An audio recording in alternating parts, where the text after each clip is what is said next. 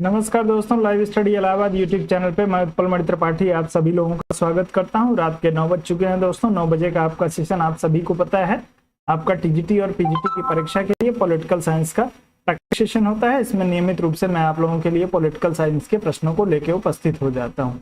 चलें, जितनी जल्दीबाजी आप लोगों को रहती है दोस्तों, उससे ज़्यादा जल्दी मुझे रहती है क्लास शुरू करने की। लेकिन थोड़ी बहुत समस्याएं हैं, 5 मिनट लेट हुआ हो तो उसके लिए आप लोग क्षमा करेंगे। चलें, तो अब तेजी से हम लोग सेशन की तरफ बढ़ेंगे दोस्तों। उससे पहले आप सभी से मेरा विनम्र निवेदन है कि आप लोग वीडियो को लाइक और शेयर करें। लाइक और शेयर करने में आप लोग बिल्कुल कंजूसी ना करें दोस्तों।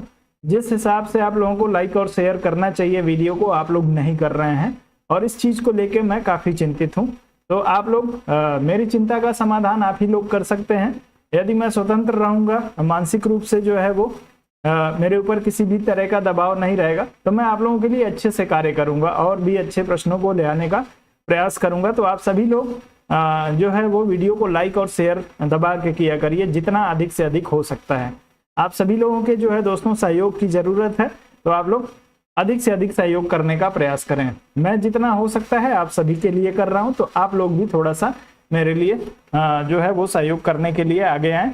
तो आप सभी से निवेदन है कि वीडियो को आप लोग शेयर करिए, जहां कहीं भी शेयर कर सकते हैं। फेसबुक पे कर सकते हैं, व्हाट्सएप पे कर सकते हैं, टेलीग्राम पे कर सकते हैं, इंस्टाग्राम पे कर सकते हैं, कू ऐप पे कर सकते हैं। जहां कहीं भी जिस भी सोशल मीडिया नेटवर्क पे आप एक्टिव हैं, वहां पे जो है दोस्तों वीडियो को अवश्य शेयर किया करिए। बार बार मुझे ये कहना अच्छा नहीं लगता है, लेकिन यदि ना कहें तो आप लोग जो है दोस्तों करते भी नहीं है।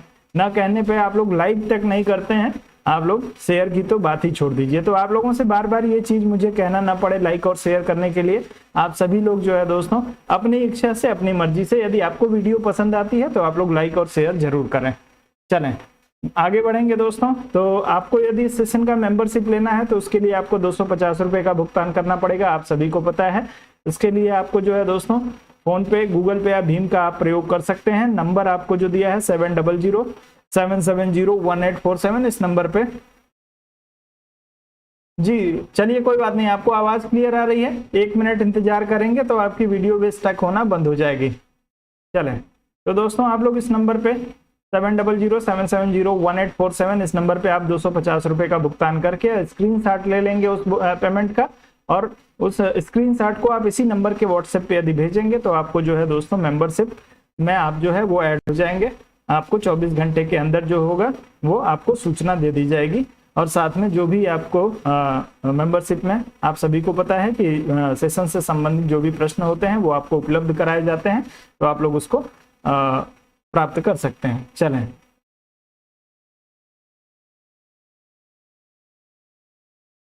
चलिए, बहुत ही बढ़िया। और साथ ही दोस्तों राजनीतिक सिद्धांत एवं विचारकों की क्लास जो है आप लोगों की, अब सोमवार से जो है एक नया बैच शुरू कर रहा हूं। तो जो लोग जो है दोस्तों अभी तक वंचित हैं राजनीतिक सिद्धांत एवं विचारकों को पढ़ने से, वो लोग हमारे साथ जुड़ सकते हैं। और आप लोग राजनीतिक सिद्धांत एवं विचारकों को, मात्र राजनीतिक सिद्धांत और विचारकों को कंप्लीट कराऊंगा आप सभी लोगों के लिए। तो आप लोग जो है दोस्तों जुड़ सकते हैं। इसके बारे में यदि आपको कोई भी जानकारी चाहिए तो 7007701847 ये नंबर है, इस पे आप लोग संपर्क करके जानकारी ले सकते हैं।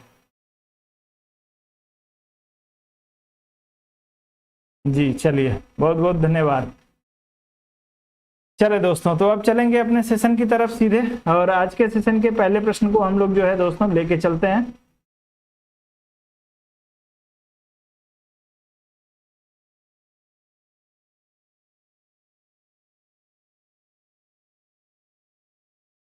चलिए, कोई बात नहीं है। क्या जवाब दूं? चलिए, जिसको भी हो सके आप लोग उसको शेयर करिए। आप घर वाली को शेयर करिए, बाहर वाली को शेयर करिए, जो आपके पास उपलब्ध है, जहाँ कहीं भी आप शेयर कर सकते हैं। आप सामूहिक रूप से आप लोग भी शेयर कर सकते हैं। तमाम सारे ग्रुप हैं, तमाम जो है आप लोग सभी लोग फेसबुक पे हैं, तो आप लोग फेसबुक के माध्यम से शेयर कर सकते हैं। तो आप लोग शेयर जरूर किया करिए। बस मेरा कहना आप लोगों से इतना ही है कि आप लोग शेयर करें। थोड़ा सा आप लोग जो है दोस्तों मेहनत जरूर करें। आप लोग मेहनत नहीं करते हैं वीडियो को शेयर करने के लिए, ये कंप्लेन है मेरी, और ये मैं हमेशा करता रहूंगा। चलें। मैन जी वीडियो रुकेगी नहीं, आप बिल्कुल जो है वो निश्चिंत रहें। चलिए आप लोग प्रश्न को पढ़िए और उत्तर करने का प्रयास करिए। साथ ही जिन लोगों ने अभी तक जो है वो वीडियो को लाइक और शेयर नहीं किया है, आप सभी से निवेदन है कि वीडियो को लाइक और शेयर अवश्य करें और उसके बाद प्रश्नों का उत्तर करने का आप लोग प्रयास करेंगे। अमर्त्य सेन को उनके किस काम के लिए वर्ष 1998 में अर्थशास्त्र का नोबेल पुरस्कार दिया गया? आप लोग उत्तर करेंगे इस प्रश्न के लिए दोस्तों तेजी से। चलें,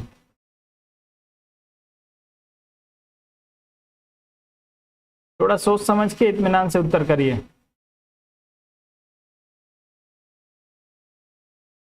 बताया तो अभी आप लोगों को क्वेश्चन पीडीएफ में चाहिए, तो उसके लिए आपको मेंबरशिप लेना पड़ेगा।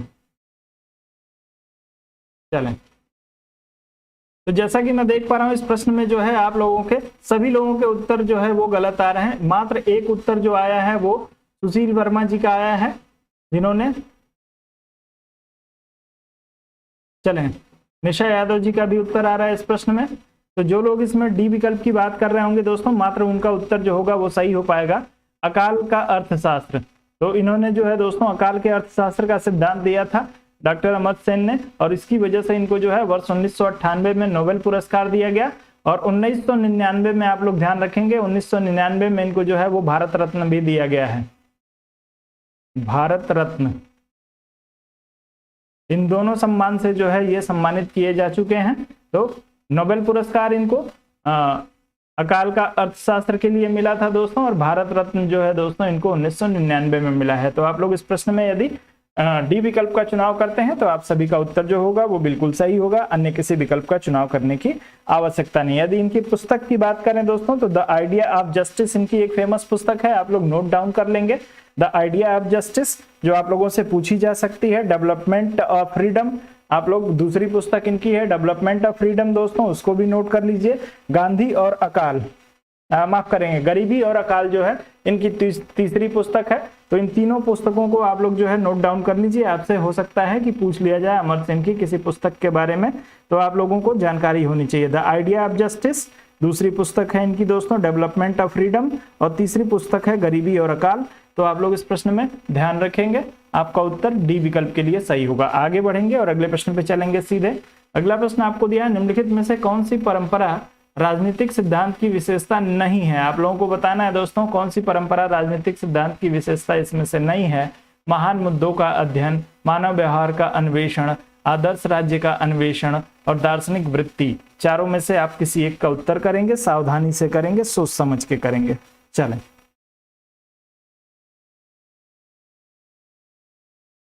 परंपरागत राजनीतिक सिद्धांत की विशेषता नहीं है, आप लोगों से पूछा गया है।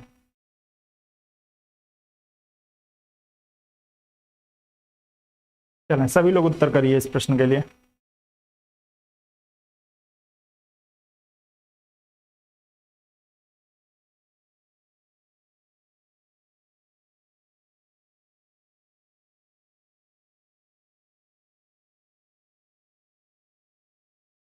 चलें, तो जैसा कि मैं देख पा रहा हूं आप सभी लोगों का उत्तर आना शुरू हो गया है। जितने सारे लोग जो है दोस्तों बी विकल्प की बात कर रहे हैं, मानव व्यवहारों का अन्वेषण।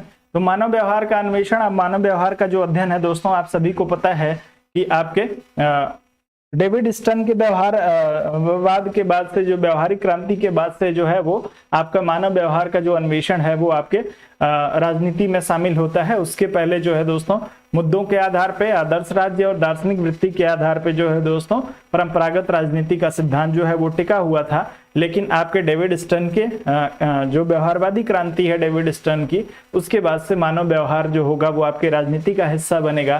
तो ये पारंपरिक राजनीति का नहीं, आधुनिक राजनीति का हिस्सा होगा, इसलिए आपका उत्तर बी विकल्प के लिए बिल्कुल सही होगा। आगे बढ़ेंगे, अगले प्रश्न पे चलेंगे। अगला प्रश्न जो आपको दिया है, चलें इसको थोड़ा सा एडजस्ट करना पड़ेगा मुझे।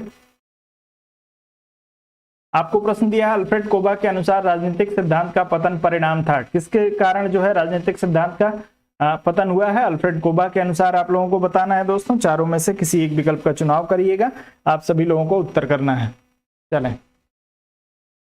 चलें, नीरज किशन जी गुड इवनिंग। तो आप लोग सभी लोग उत्तर करें तेजी से। अल्फ्रेड कोबा के अनुसार राजनीतिक सिद्धांत का पतन परिणाम था पूंजीवादी के साम्यवादी व्यवस्थाओं के बीच शीत युद्ध का, उपनिवेशीकरण की प्रक्रिया का, पूंजीवादी और साम्यवादी व्यवस्थाओं का संकीर्ण सैद्धांतिक विश्लेषण, और 9 उपनिवेशवाद का उद्देश्य। तो तेजी से आप लोग उत्तर करेंगे इस प्रश्न के लिए। राजनीतिक सिद्धांत का पतन का परिणाम क्या हुआ?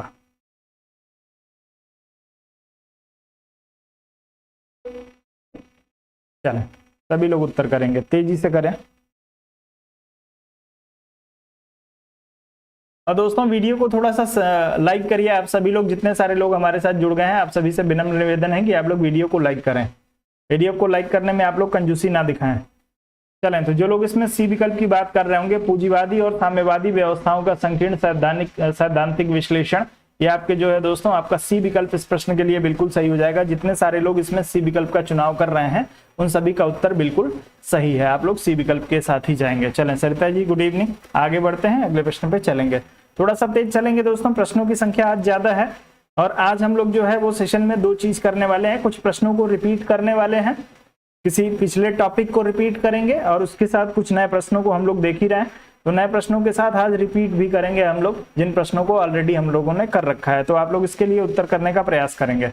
चलिए, आपको दिया है राजनीतिक विकास के जिस लक्ष्य को लुसियन पाई समता कहता है उसे आलमंड द्वारा कहा गया है। क्या कहा गया है दोस्तों? आपको उपव्यवस्था की स्वायत्तता, सांस्कृतिक लौकीकरण, आपको भूमिका विभिन्नीकरण और क्षमता दिया हुआ है। तेजी से आप लोग उत्तर करेंगे इस प्रश्न के लिए। बहुत ही अच्छा प्रश्न है, सावधानी से उत्तर करिएगा इस प्रश्न के लिए। समय आपका शुरू कर देता हूं, 30 सेकंड में आप लोगों को उत्तर करना है। चलें,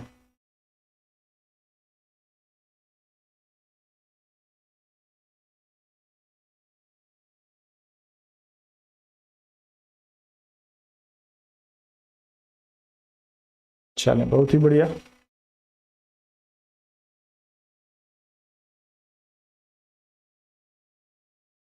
तो इस प्रश्न में जैसा कि मैं देख पा रहा हूं आप सभी लोगों का उत्तर आ रहा है इस प्रश्न में। बी विकल्प के लिए, सी विकल्प के लिए, डी विकल्प के लिए कई सारे उत्तर आप लोगों के आ रहे हैं।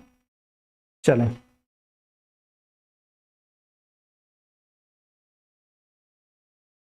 लुसियन पाई के द्वारा जो 3 महत्वपूर्ण लक्षण बताए गए हैं दोस्तों, वो आप लोग बताने का प्रयास करिए। कौन से 3 महत्वपूर्ण लक्षण जो है वो आपके बताए हैं? चलें, यदि इस प्रश्न की यदि आप लोग बात करेंगे तो आपका उत्तर इस प्रश्न में जो होगा वो सांस्कृतिक लौकीकरण के लिए होगा। चलें,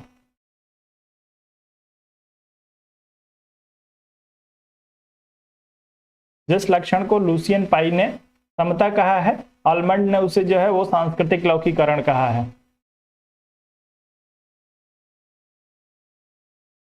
जी नहीं, तुक्का लगाना उचित कभी भी नहीं होता है। तो आप लोग इस प्रश्न के लिए उत्तर करिए। लुसियन पाई के द्वारा आप सभी से कह रहा हूं 3 जो है इन लोगों ने 3 लक्षण लुसियन पाई ने बताए हैं, आप लोग उसके लिए उत्तर करिए। सभी लोगों ने पढ़ा होगा। चलें, किट्टू सिंह जी, गुड इवनिंग। चलें, संतोष जी का उत्तर आ गया है समानता, क्षमता और विभेदीकरण। समानता, क्षमता और विभेदीकरण की जो है वो बात की थी आपके लुसियन पाई ने। और जब हम आलमंड की बात करते हैं तो आलमंड महोदय जो है इसमें आपके इनके सिद्धांत में समता के स्थान पे या समानता के स्थान पे सांस्कृतिक लौकीकरण शब्द का प्रयोग करते हैं। तो आप लोग ध्यान रखेंगे, आपका बी विकल्प इस प्रश्न में बिल्कुल सही हो जाएगा। आगे बढ़ते हैं, अगले प्रश्न पे चलेंगे। अगला दिया है कि निम्नलिखित में से कौन सा कथन क्रांति की अवधारणा के बारे में सही नहीं है? क्रांति की अवधारणा के बारे में कौन सा कथन इसमें से सही नहीं है? नहीं के लिए आप लोगों को उत्तर करना है। चारों विकल्प को पढ़िए और ध्यान से उत्तर करने का प्रयास करेंगे। चलें,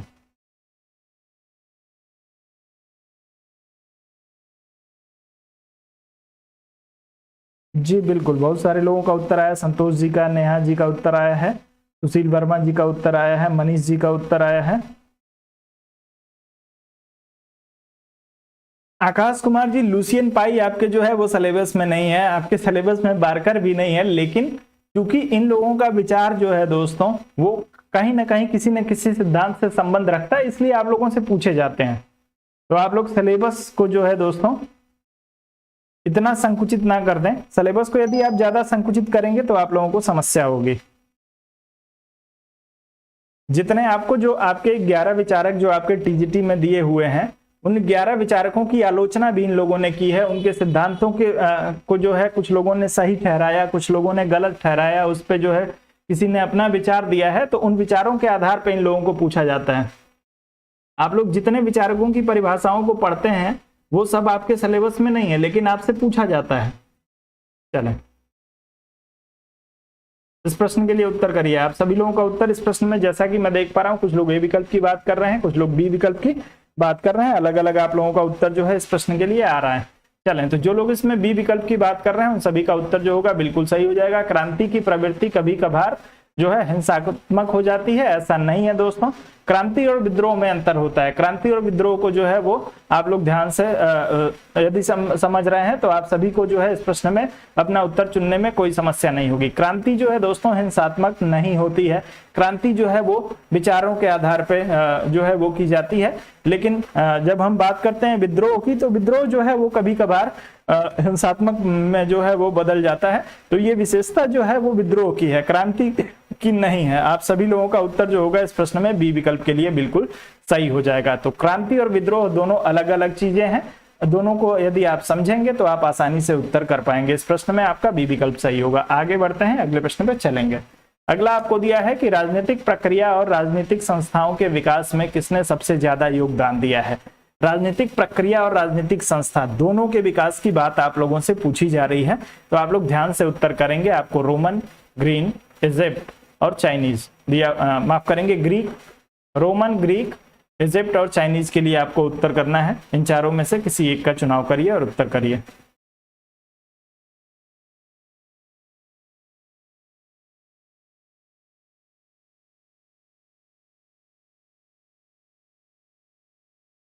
चलें,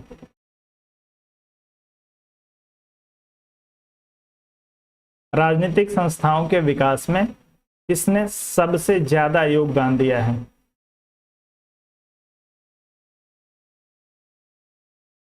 चले, बिल्कुल, तो आप सभी लोगों का उत्तर इस प्रश्न में ग्रीक के लिए आ रहा है, तो आप सभी का उत्तर जो होगा वो बिल्कुल सही हो जाएगा।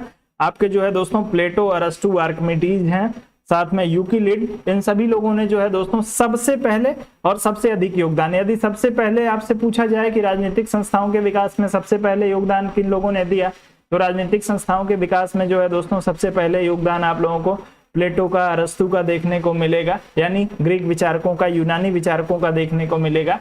या सबसे अधिक योगदान भी आपसे पूछा जाता है तब भी आप लोग जो है ग्रीक विचारकों के साथ ही जाएंगे। सामान्य सा प्रश्न है, बस आपकी समझ से यदि आप समझ रहे हैं तो आसानी से उत्तर कर पाएंगे। चलेंगे, परिभाषित शब्द नौकरशाही 18वीं सदी में किस देश में गढ़ा गया था। नौकरशाही शब्द की रचना जो है वो किस देश में हुई है, आप लोग उत्तर करेंगे। इस प्रश्न के लिए 4 विकल्प आपके पास हैं, चारों में से किसी एक का चुनाव करिए। साथ में बताइएगा किसके द्वारा जो है इस शब्द का प्रयोग सबसे पहले किया गया था। चलें, Sanaya and Anaya ji, good evening. चलें, परिभाषित शब्द नौकरशाही, उत्तर करेंगे इस प्रश्न के लिए।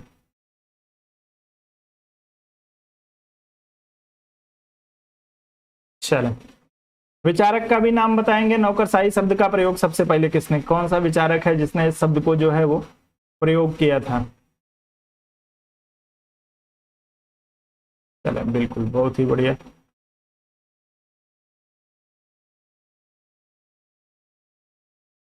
तो आप सभी का उत्तर दोस्तों इस प्रश्न में आ रहा है, और जो लोग इसमें बात कर रहे होंगे सी विकल्प की, फ्रांस की, उन सभी का उत्तर बिल्कुल सही हो जाएगा। और आपके जो है विसेंट डी गोर्ने के द्वारा जो है वो नौकरशाही शब्द का प्रयोग किया गया था। तो आप लोग इस प्रश्न में यदि सी विकल्प का चुनाव कर रहे हैं तो उत्तर आपका जो होगा बिल्कुल सही हो जाएगा। मेज प्रशासन या कार्यालयों का प्रबंधन, नौकरशाही का जो अर्थ होता है वो मेज प्रशासन या कार्यालयों द्वारा प्रबंधन होता है, और इस शब्द का प्रयोग जो है वो आपके डिगोर्ने के द्वारा किया गया है। तो आप लोग इस प्रश्न में सी विकल्प के साथ जाएंगे। फ्रांस में जो है वो डिगोर्ने ने नौकरशाही शब्द का प्रयोग सबसे पहले किया है, आपके 1745 में। 1745 ईस्वी में आपके डिगोर्ने महोदय के द्वारा जो है दोस्तों इस शब्द का प्रयोग किया गया था। आपका उत्तर सी विकल्प के लिए सही है। आगे बढ़ते हैं, अगले प्रश्न पे चलेंगे। बिल्कुल, अगला प्रश्न दिया है, राजनीतिक विकास का तात्पर्य डैश के विकास से है। राजनीतिक विकास का तात्पर्य किसके विकास से है? अर्थव्यवस्था, प्रशासन, राष्ट्रीय संप्रभुता, संस्थानों, नजरियों और मूल्यों। आप लोग उत्तर करेंगे इस प्रश्न में से किसी एक विकल्प के लिए। थोड़ा तेजी से उत्तर करें आप लोग दोस्तों। जी बिल्कुल, आप सभी लोगों का जो है वो विसेंटी गोर्ने के लिए उत्तर सही है। ब्यूरोक्रेसी शब्द का प्रयोग सबसे पहले उन्होंने ही किया था फ्रांस में। अब आ जाइए अगले प्रश्न पे आप लोग। चलें,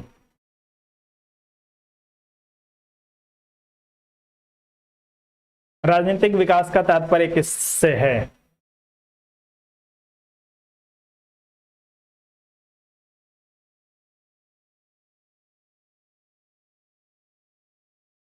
जी 1745 ही तो मैंने आप लोगों को बताया।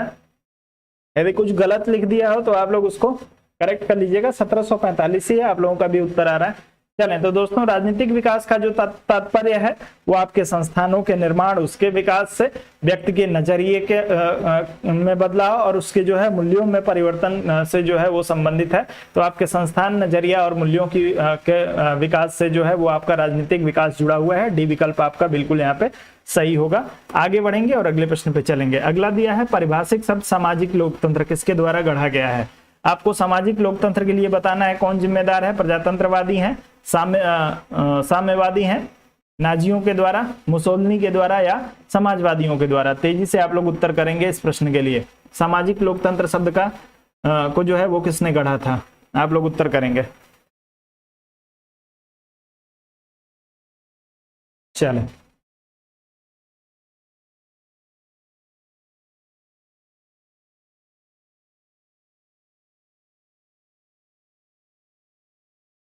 चलो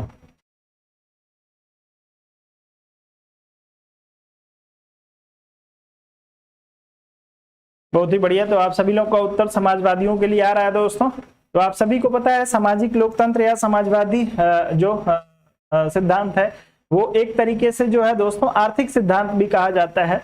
समाजवादियों के सिद्धांत को जो है वो आर्थिक सिद्धांत कहा जाता है, क्योंकि अर्थ का या संसाधनों का नियंत्रण जो है वो ये राज्य को देना चाहते हैं। तो आप लोग इस प्रश्न में जो होगा वो आर्थिक समानता स्थापित करना चाहते हैं, और आर्थिक समानता स्थापित करने के लिए आपके जो है राज्य को नियंत्रण देते हैं, और इन्हीं के द्वारा जो है वो सामाजिक लोकतंत्र शब्द का जो है वो सबसे पहले गढ़ा गया था। तो उत्तर आपका सी विकल्प के लिए, माफ करेंगे ई विकल्प के लिए बिल्कुल सही हो जाएगा।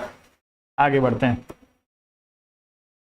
अगला प्रश्न है इतिहास अतीत की राजनीति है, राजनीति वर्तमान का इतिहास है। आप लोगों को बताना है किसके द्वारा जो है इस कथन का प्रयोग किया गया है। इतिहास अतीत की राजनीति है, राजनीति वर्तमान इतिहास है, किसने कहा है? आपको ग्लैडस्टोन दिया हुआ है, एडवर्ड ऑगस्ट फ्रीडमैन दिया हुआ है, आर्थर इवास दिया हुआ है, और आपको जेम्स एंथनी फ्रायदे दिया हुआ है। आप लोग उत्तर करेंगे किसी एक के लिए। चलें,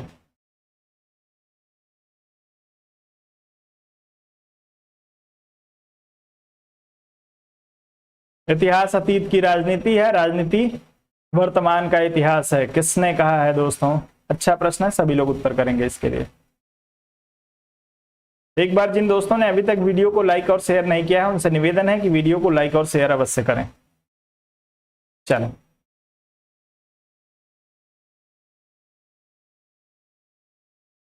बहुत ही बढ़िया।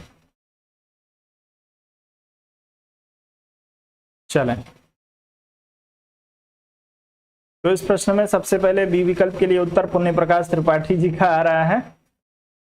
चलें, बहुत सारे लोग ये विकल्प की बात कर रहे हैं। ये विकल्प का चुनाव ना करें दोस्त, फ्रीडमैन के द्वारा कहा गया था। आप सभी लोगों का उत्तर जो होगा एडवर्ड ऑगस्टन फ्रीमैन के लिए सही हो जाएगा। फ्रीमैन महोदय के द्वारा कहा गया है दोस्तों कि इतिहास अतीत की राजनीति है और राजनीति वर्तमान का इतिहास है। आपका उत्तर इस प्रश्न में बी विकल्प के लिए सही होगा। जो लोग इसमें बी विकल्प की बात कर रहे होंगे आप लोग बी विकल्प के साथ ही जाएंगे। आगे बढ़ते हैं, अगले प्रश्न पे चलेंगे। अगला दिया है मानव व्यवहार अप्रत्याशित है, इसलिए राजनीति विज्ञान में डैश की कमी है। किस चीज की कमी है राजनीति विज्ञान में? मानव व्यवहार के अप्रत्याशित होने के कारण आपको दिया है तर्क, सार्वभौमिकता, स्पष्ट प्रयोग और विषय निष्ठता। उत्तर करेंगे इसके लिए।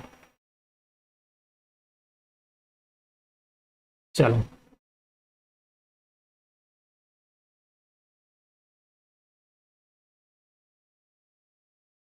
चलें, कोई बात नहीं।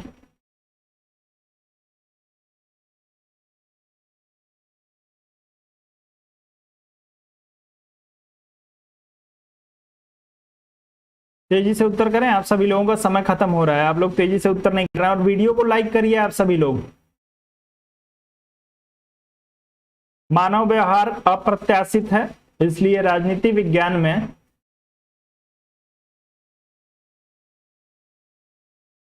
इतना गलती नहीं दोस्तों। विषय निष्ठता का जो है वो, या वस्तु निष्ठता या विषय निष्ठता का अभाव पाया जाता है। आप लोग इस प्रश्न में डी विकल्प का चुनाव करेंगे। अब कैसे ये होता है, थोड़ा सा समय दीजिए और आप लोग इसको समझ लीजिए।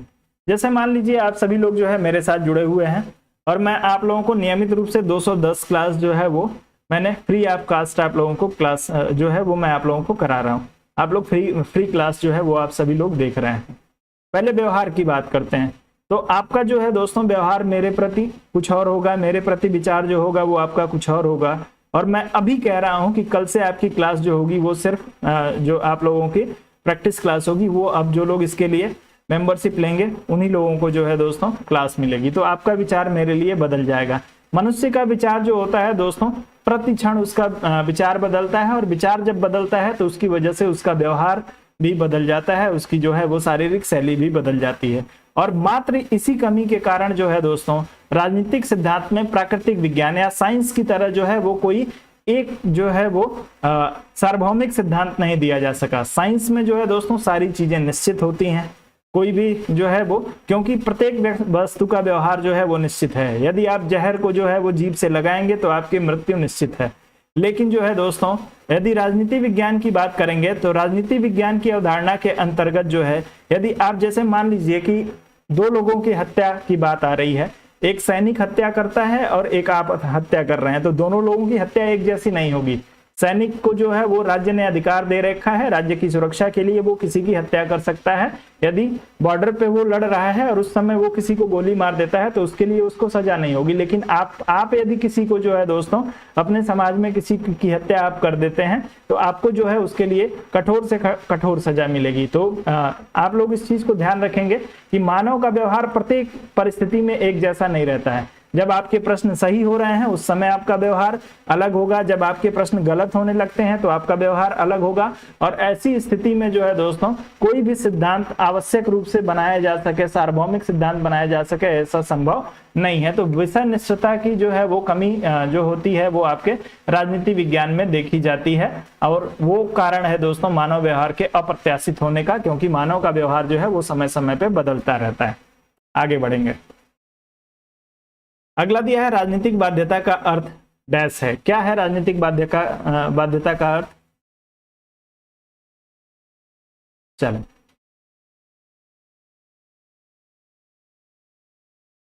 चलें बिल्कुल उत्तर करेंगे सभी लोग। राजनीतिक बाध्यता का अर्थ है राज्य के लिए आज्ञाकारिता, समाज के प्रति सेवा, जवाबदेही, कानून के प्रति जवाबित आज्ञाकारिता। तेजी से उत्तर करेंगे आप सभी लोग इस प्रश्न के लिए, राजनीतिक बाध्यता के लिए।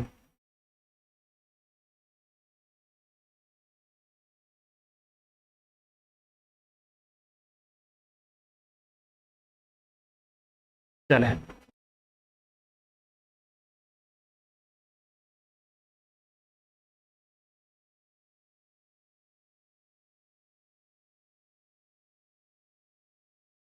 चलें तो इस प्रश्न में आप सभी लोगों का उत्तर जो है वो डी विकल्प के लिए आ रहा है, तो आप सभी का उत्तर बिल्कुल सही हो जाएगा। कानून के प्रति जो है वो जवाबित आज्ञाकारिता होती है।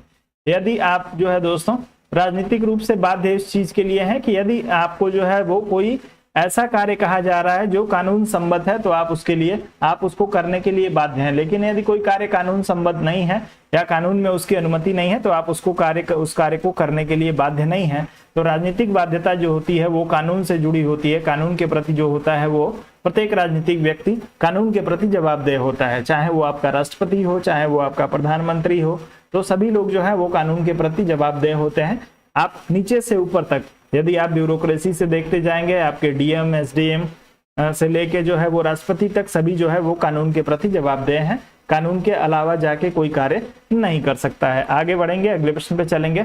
अगला प्रश्न दिया है किस अवधि में उत्तर व्यवहारिकतावाद प्रमुखता की ओर बढ़ा था। आप लोग उत्तर करेंगे उत्तर व्यवहारिकतावाद में जो है वो अपने चरमोत्कर्ष पे या प्रमुखता की ओर जो है वो उसकी शुरुआत कब होती है। आप लोग उत्तर करेंगे इन चारों में से किसी एक विकल्प के लिए, और किसके द्वारा की गई है इसकी शुरुआत उत्तर व्यवहारिकतावाद की। चलें सभी लोग उत्तर करेंगे।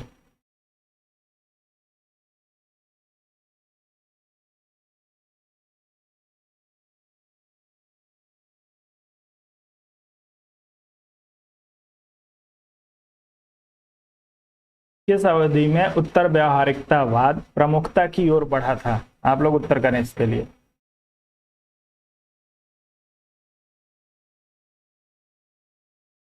कौन जवाब दे? क्यों नहीं? मैं कह तो रहा हूं सभी कानून के प्रति जवाब दे हैं, सभी कानून के प्रति जवाब दे हैं। नहीं पूछा गया था, है पूछा गया। चलें तो जितने लोग इसमें सी विकल्प की बात कर रहे हैं दोस्तों, आप सभी का उत्तर जो होगा वो बिल्कुल सही हो जाएगा। उत्तर व्यावहारिकतावाद की जब बात की जाती है तो 1969 में अमेरिका में जो है दोस्तों राजनीतिज्ञों का एक जो है वो सम्मेलन हुआ था, और उसी सम्मेलन में आपके डेविड स्टन के द्वारा जो है उत्तर व्यवहारवाद की जो है वो नींव रखी गई थी। और एक चीज आप लोग ध्यान रखेंगे, आपका उत्तर व्यवहारवाद जो है वो व्यवहारवाद में संशोधन है, उसका विरोध नहीं है। आप लोग इस चीज को ध्यान रखेंगे। एक बार मैं एक प्रश्न देख रहा था कहीं, तो उसमें आप लोगों से पूछा हुआ है, इन्होंने व्यवहारवाद में जो है वो संशोधन किया है, उसका विरोध नहीं किया है। आप लोग ध्यान रखेंगे। तो आपसे पूछा गया था कहीं पे कि डेविड स्टन ने जो है वो उत्तर व्यवहारवाद का विरोध किया है या उसमें संशोधन किया है, तो आप लोग हमेशा संशोधन का चुनाव करेंगे। आपका उत्तर सही होगा। 1969 में जो है दोस्तों आपके अमेरिकन पॉलिटिकल साइंस एसोसिएशन की बैठक में इन्होंने उत्तर व्यवहारवाद को जो है दोस्तों प्रेजेंट किया था या प्रस्तुत किया था। आगे बढ़ते हैं, अगले प्रश्न पे चलेंगे। अगला प्रश्न आपको दिया है, आधुनिक राजनीतिक विश्लेषण पर प्रसिद्ध किताबें मॉडर्न पॉलिटिकल एनालिसिस और who governs democracy and power in an American city के लेखक कौन है? इन दोनों पुस्तकों के लेखक को आप लोगों को बताना है दोस्तों किसने लिखी है। आपके 4 विकल्प आपके पास हैं, चारों में से किसी एक को चुनिए और तेजी से उत्तर करने का प्रयास करिएगा। जी बिल्कुल, एक क्रांति के रूप में जाना जाता है उत्तर व्यवहारवाद को, व्यवहारवाद की कमियों को दूर करने के लिए। तो आप लोग इस प्रश्न के लिए उत्तर करेंगे। मॉडर्न पॉलिटिकल एनालिसिस और who governs democracy and power in an American city के लिए जिम्मेदार कौन है, किसने लिखा है इस पुस्तक को? आप लोग उत्तर करेंगे।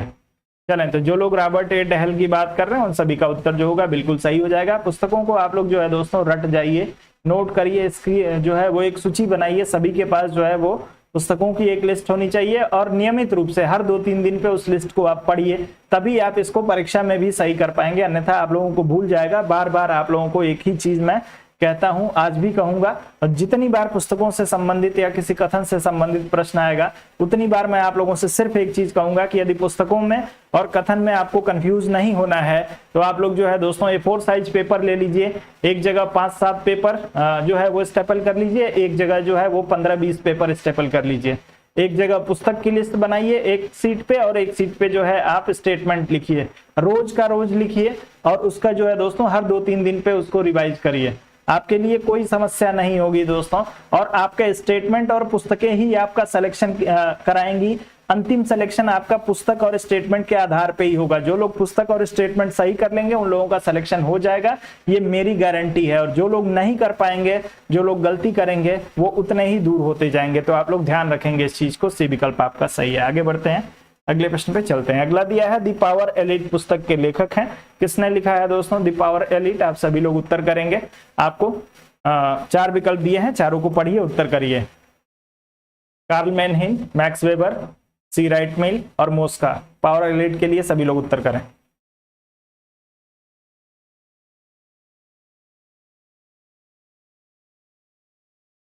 चलें, वीडियो को लाइक करिए दोस्तों। अभी भी बहुत सारे लोग ऐसे हैं जो वीडियो को लाइक नहीं कर रहे हैं, तो आप सभी से निवेदन है कि वीडियो को लाइक और शेयर कर दिया करिए। लाइक और शेयर करने में बिल्कुल कोई कंजूसी ना करें। आपके अकाउंट बैलेंस से पैसा नहीं कटेगा। यदि किसी के अकाउंट बैलेंस से पैसा कट जाता है तो वो मेरे नंबर पे हमसे संपर्क कर सकता है, मैं आपको जो है आपके नुकसान की भरपाई अवश्य करूंगा। लेकिन किसी के अकाउंट बैलेंस से पैसा नहीं कटना है, तो आप लोग लाइक और शेयर करने में कंजूसी ना करें। आपको बस अपने थोड़े से अंगूठे को आपको कष्ट देना पड़ेगा और आसानी से आप लोग जो है वीडियो को लाइक और शेयर कर सकते हैं। चलें, तो आप सभी का उत्तर सी राइट मिल के लिए आ रहा है। जो लोग इसमें सी राइट मिल की बात कर रहे होंगे उन सभी का उत्तर जो होगा बिल्कुल सही हो जाएगा। आपका उत्तर इस प्रश्न में द पावर एलिट के लिए। कई बार करा चुका हूं, 7-8 बार आप लोगों को इस पुस्तक को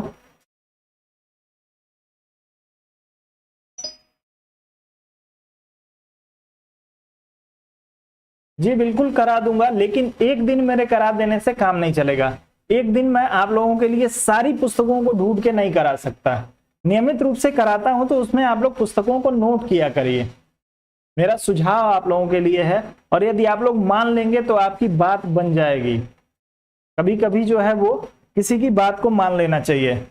यदि मैंने ठोकर खाया है तो आपको बता रहा हूं, बिना अनुभव के नहीं बता रहा हूं। चलें, यह किसका निरूपण है कि शक्ति पैसे की तरह है? आप लोग बताएंगे शक्ति को पैसे की तरह किसने बताया था? कुछ दिन पहले आप लोगों को, 2-3 दिन पहले ही ये प्रश्न मैंने आप लोगों को कराया है, तो आप लोग सभी लोग उत्तर करेंगे। इसको जो है वो विस्तार से मैंने आप लोगों को समझाया भी था, तो आप लोग उत्तर करिए। शक्ति को पैसे की तरह किसने बताया है? बहुत बढ़िया।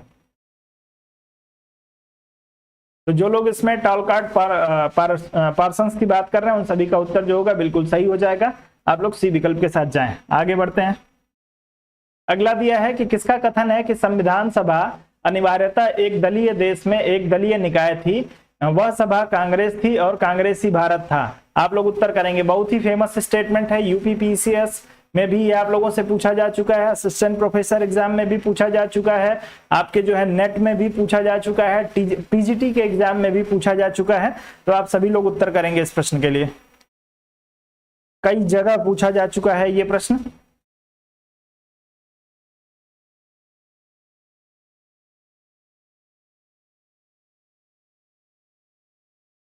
चलें, संविधान सभा अनिवार्यतः एक दलीय देश में एक दलीय निकाय थी, वह सभा कांग्रेस थी तथा कांग्रेसी भारत था। किसने कहा है ये?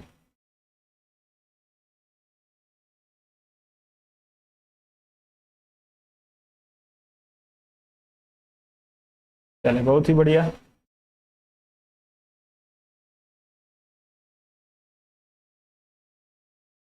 चलें, तो जो लोग इसमें ग्रैनविल ऑस्टिन की बात कर रहे होंगे उन सभी का उत्तर जो होगा बिल्कुल सही हो जाएगा। ग्रैनविल ऑस्टिन महोदय के द्वारा the Indian constitution concern of a nation, इनकी पुस्तक है ग्रैनविल ऑस्टिन की the Indian constitution concern of a nation. उसमें इन्होंने लिखा है दोस्तों कि संविधान सभा अनिवार्यतः एक दलीय देश में एक दलीय निकाय थी, वह सभा कांग्रेस थी और कांग्रेसी भारत था। तो आप लोग इसमें सी विकल्प के साथ जाएंगे, उत्तर आपका बिल्कुल सही हो जाएगा। आगे बढ़ते हैं। अगला प्रश्न दिया है व्यवहारवाद अल्पकालिक क्यों था? व्यवहारवाद को अल्पकालिक क्यों कहा जाता है? जी नहीं, लेक्चर था, जूरिप्रूडेंस के लिए आप बात कर रहे हैं। ऑस्टिन की पुस्तक है ये, क्या बात कर रहे हैं? व्यवहारवाद अल्पकालिक क्यों था? आप लोग उत्तर करेंगे इस प्रश्न के लिए। चलें, अल्पकालिक होने का कारण आप लोगों को बताना है।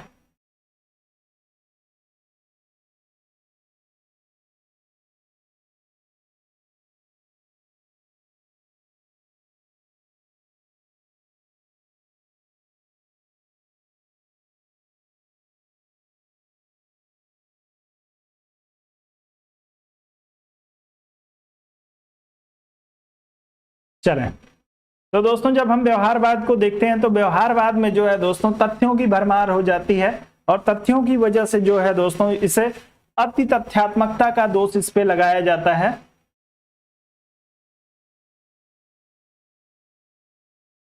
जी बिल्कुल, आप लोगों की ज्योग्राफी की भी क्लास होगी मंडे से, आप लोग उसके लिए निश्चिंत रहें। और उसकी वजह से अति तथ्यात्मकता की वजह से दोस्तों ये सर्वसम्मति प्राप्त करने में असक्षम रहा, जिसकी वजह से जितनी तेजी से यह आगे बढ़ा उतनी ही तेजी से लुप्त भी हो गया। तो आपका उत्तर इस प्रश्न में ए विकल्प के लिए सही हो जाएगा। आगे बढ़ते हैं।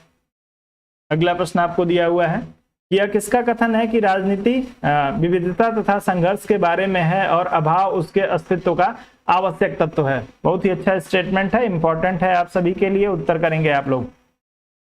लेफ्टविच, लॉसवेल, क्रिक और मिलेट, चारों में से एक को चुनिए। वीडियो को लाइक और शेयर अवश्य करें दोस्तों, बहुत सारे दोस्त ऐसे हैं जो वीडियो को लाइक और शेयर नहीं कर रहे हैं, तो आप सभी से निवेदन है कि वीडियो को लाइक और शेयर करिए।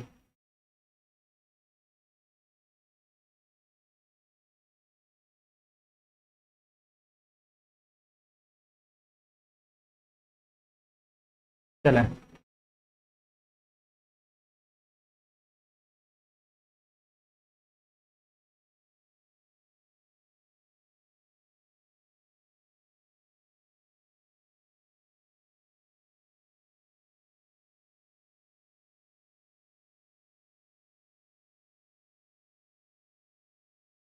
चलें, बहुत ही बढ़िया।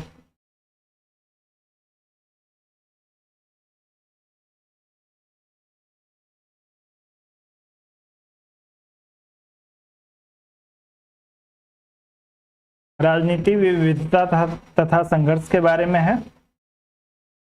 तो जैसा कि मैं देख पा रहा हूं, आप सभी लोगों का उत्तर जो है इस प्रश्न में बी विकल्प के लिए आ रहा है। तो जितने सारे लोग इस प्रश्न में बी विकल्प की बात कर रहे हैं, उन सभी का उत्तर जो होगा दोस्तों बिल्कुल सही हो जाएगा। आप लोग बी विकल्प के साथ ही जाएंगे लॉसवेल के लिए। बिल्कुल, आगे बढ़ते हैं। हंटिंगटन आधुनिकीकरण सिद्धांत का आलोचक है, क्योंकि इस सिद्धांत में ध्यान नहीं रखा गया है। किस चीज का ध्यान नहीं रखा गया है? आप लोग उत्तर करेंगे इस प्रश्न के लिए। चलें, तेजी से उत्तर करें। हंटिंगटन राजनीतिक सिद्धांत का आलोचक है, क्योंकि इस आधुनिकीकरण सिद्धांत का आलोचक है। उत्तर करेंगे।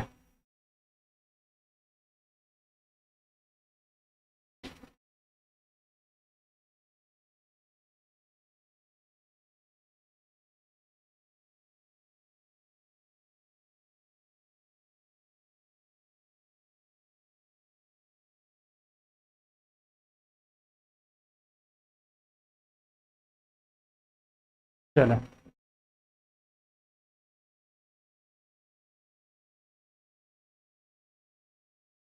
चलें, तो जो लोग इसमें ए विकल्प की बात कर रहे होंगे, पारंपरिक समाज में अनेक स्पर्धी मूल्य प्रणालियों तथा संस्कृतियों की उपस्थिति का आपका उत्तर इस प्रश्न में ए विकल्प के लिए बिल्कुल सही होगा। आप लोग ए विकल्प के साथ जाएंगे।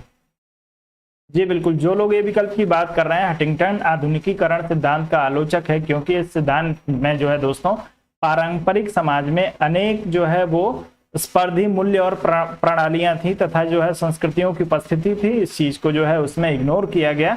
इसकी वजह से जो है इन्होंने आधुनिकीकरण के सिद्धांत की जो है वो आलोचना की है। उत्तर आपका जो है वो इस प्रश्न में ए विकल्प के लिए सही हो जाएगा। आगे बढ़ जाएं। चलें, अगला प्रश्न आपके सामने है। राजनीतिक संप्रभुता राज्य के उन प्रभावों का समूह है जो कानून के पीछे रहती है। यह कथन किसका है? सभी लोग उत्तर करेंगे इस प्रश्न के लिए।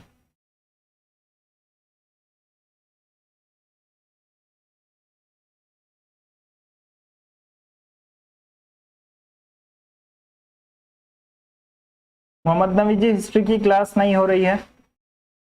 पॉलिटिकल साइंस और इकोनॉमिक्स की क्लास, साथ में ज्योग्राफी की क्लास आप लोगों की मंडे से चलेगी। चलें, उत्तर करिए अब इस प्रश्न के लिए आप सभी लोग। राजनीतिक संप्रभुता राज्य के उन प्रभावों का समूह है जो कानून के पीछे रहती है, किसने कहा है?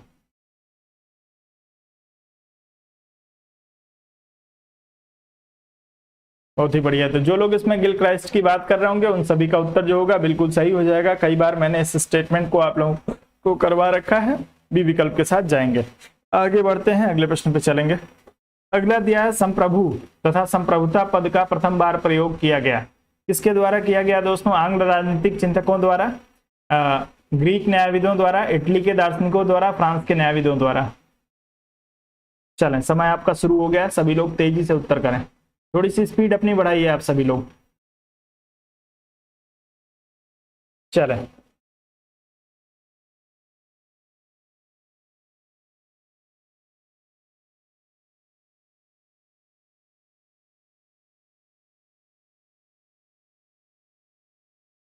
चलें, बहुत ही बढ़िया। तो आप सभी लोगों का उत्तर इस प्रश्न में आना शुरू हो गया है। चलें, तो जो लोग इसमें फ्रांस के न्यायविदों की बात कर रहे होंगे, उन सभी का उत्तर जो होगा बिल्कुल सही हो जाएगा। सबसे पहले जो है वो आपके बोधा के द्वारा इसके संप्रभुता शब्द का जो है वो प्रयोग किया गया था। 6 बुक कंसर्निंग जो इनकी पुस्तक है, उसमें आपके बोधा महोदय ने सबसे पहले 1576 ईस्वी में इसका प्रयोग किया है। आगे बढ़ते हैं, अगले प्रश्न पे चलेंगे। अगला प्रश्न दिया है, बहुलवाद का समर्थन निम्न में से किस विचारक ने किया? आप लोगों को बताना है बहुलवाद का समर्थक किस में से कौन है। प्लेटो, लास्की, मार्क्स और गार्नर। चलें, बहुलवाद के समर्थन के लिए उत्तर करेंगे।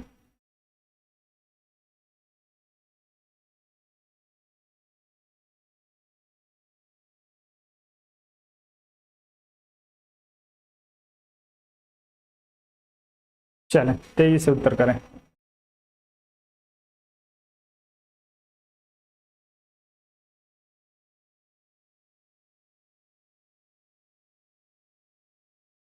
बहुत ही बढ़िया। तो जो लोग इसमें लास्की की बात कर रहे हैं उन सभी का उत्तर जो है बहुलवाद के लिए बिल्कुल सही हो जाएगा। बहुलवाद का जो है वो समर्थन आपके लास्की महोदय के द्वारा किया गया है। आप लोग इस प्रश्न में बी विकल्प के साथ जाएंगे। जी बिल्कुल, ग्रामर ऑफ पॉलिटिक्स में आगे बढ़ते हैं, अगले प्रश्न पे चलेंगे। अगला दिया है, जितनी प्रभुताएं होती हैं उतने ही राज्य होते हैं। यह विचार किस लेखक का है? जितनी प्रभुताएं उतने राज्य। गैटिल, डैसी, गार्नर, मैकाइवर।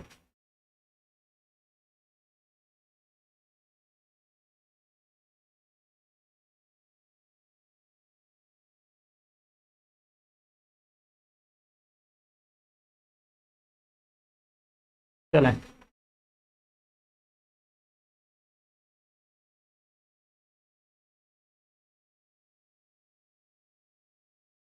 क्या हो गया, क्यों कंफ्यूज है मनीष जी? चलें सभी लोग उत्तर करेंगे। जितनी प्रभुताएं होती है उतने ही राज्य होते हैं, किसने कहा है?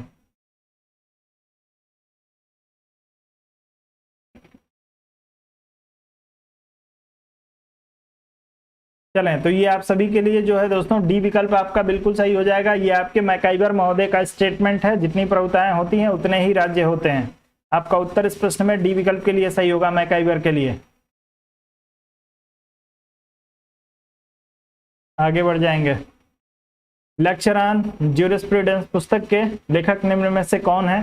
ऑस्टिन, बार्कर, लास्की और मैकाइवर।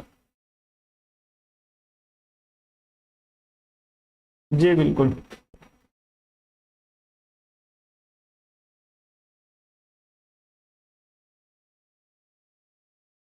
चलें कोई बात नहीं, उत्तर करेंगे। लेक्चर्स ऑन ज्यूरिस्प्रूडेंस के लिए अब उत्तर करिए।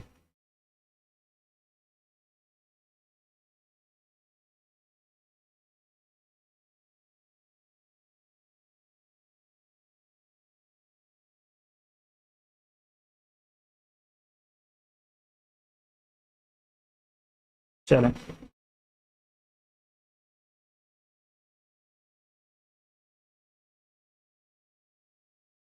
चलें तो जो लोग दोस्तों इस प्रश्न में बात कर रहे होंगे लेक्चर्स ऑन ज्यूरिस्प्रूडेंस के लिए ऑस्टिन की, उन सभी का उत्तर जो होगा बिल्कुल सही हो जाएगा। ऑस्टिन महोदय के द्वारा लिखी गई पुस्तक है। ए विकल्प के साथ उत्तर आपका बिल्कुल सही है। आगे बढ़ जाए। अब ये रिवाइज करा रहा हूं आप लोगों को, तो इसमें ज्यादा समय नहीं, जहां आपको नहीं समझ में आएगा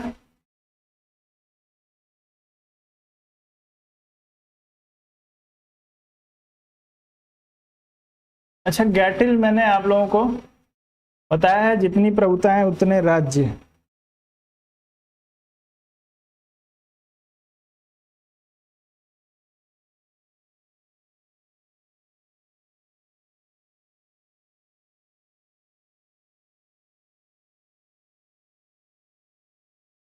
चलिए हो सकता है आप लोग जो है वो,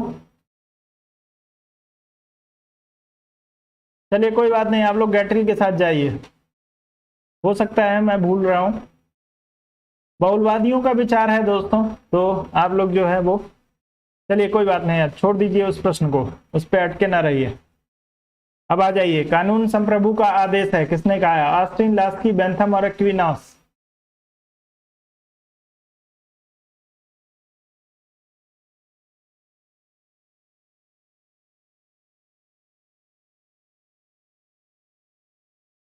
मैं कह तो रहा हूं गैटिल सही है।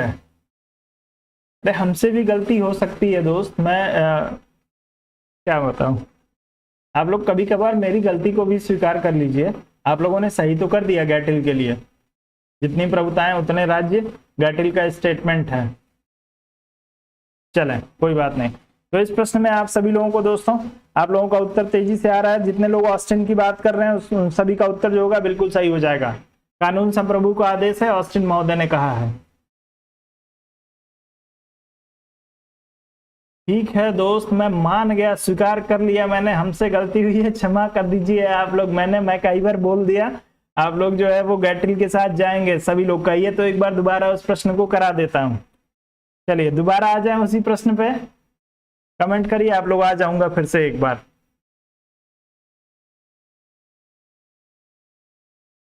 चलिए 1 सेकंड रुक जाइए। चलें, जितनी प्रभुताएं होती हैं उतने ही राज्य होते हैं। इस स्टेटमेंट के लिए आप लोग ए विकल्प के साथ जाइए, गैटिल के साथ। जो लोग इसमें गैटिल की बात कर रहे हैं उन सभी का उत्तर जो होगा वो बिल्कुल सही हो जाएगा। आपको बिल्कुल भी कंफ्यूज होने की जरूरत नहीं है। ए विकल्प आपका, चलें, ए विकल्प आपका जो होगा इस प्रश्न के लिए बिल्कुल सही होगा। ए विकल्प के साथ जाएं। अब कोई समस्या आप लोगों को? मैकाइवर नहीं होगा। चलें, मैकाइवर नहीं होगा, मैं कह रहा हूं।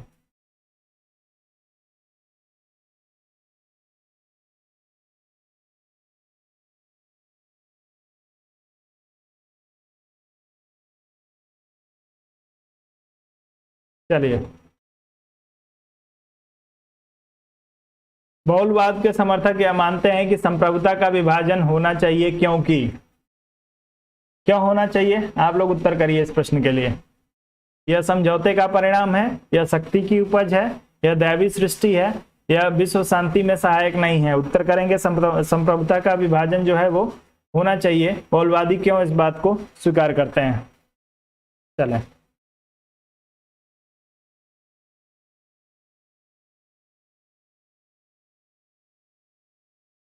चलें,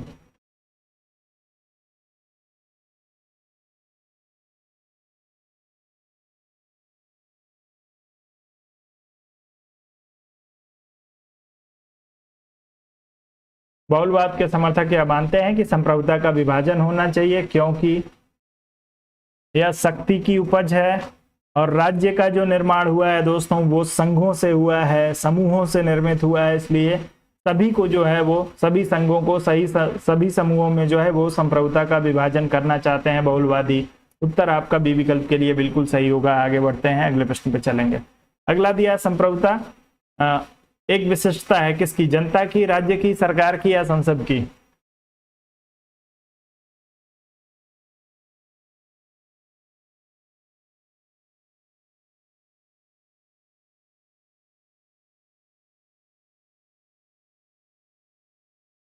चलें, चलिए उत्तर करिए। संप्रभुता एक विशिष्टता है, किसकी विशिष्टता है? आप लोग उत्तर करेंगे इस प्रश्न के लिए।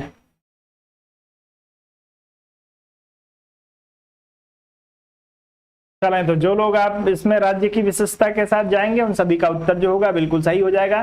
संप्रभुता जो है वो राज्य का आवश्यक अंग है। आप सभी का उत्तर बी विकल्प के लिए सही होगा। अब इसमें रुकूंगा नहीं, तेज चलते हैं। अब किसने कहा है कि बोधा आधुनिक नहीं बन सका परंतु वह मध्ययुगीन भी नहीं रहा? बोधा के लिए ये किसने कहा है कि बोधा आधुनिक भी नहीं बन सका और जो है वो मध्ययुगीन भी नहीं रहा?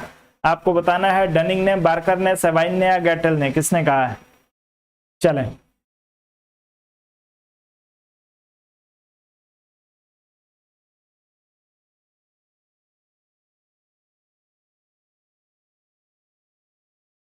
चलें तेजी से उत्तर करें।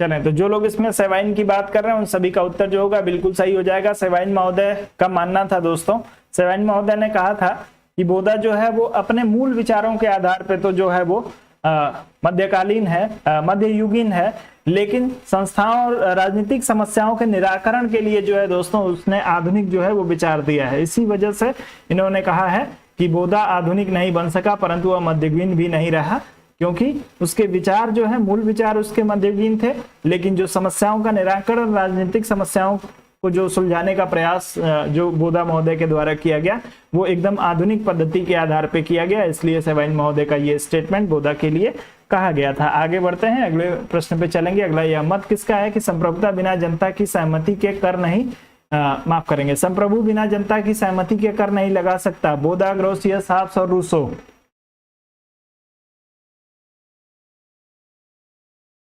संप्रभु बिना जनता की सहमति के कर नहीं लगा सकता, किसने कहा है?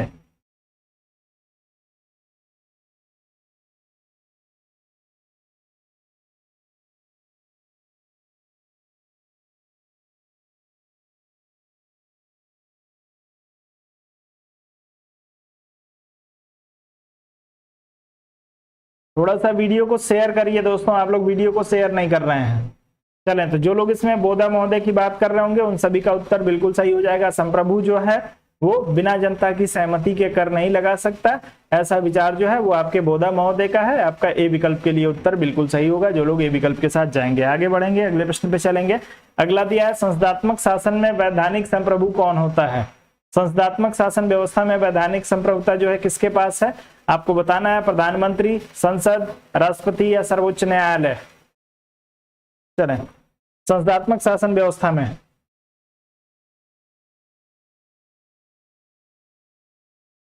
वैधानिक संप्रभु कौन है और राजनीतिक संप्रभु कौन है? दोनों के लिए उत्तर करिएगा।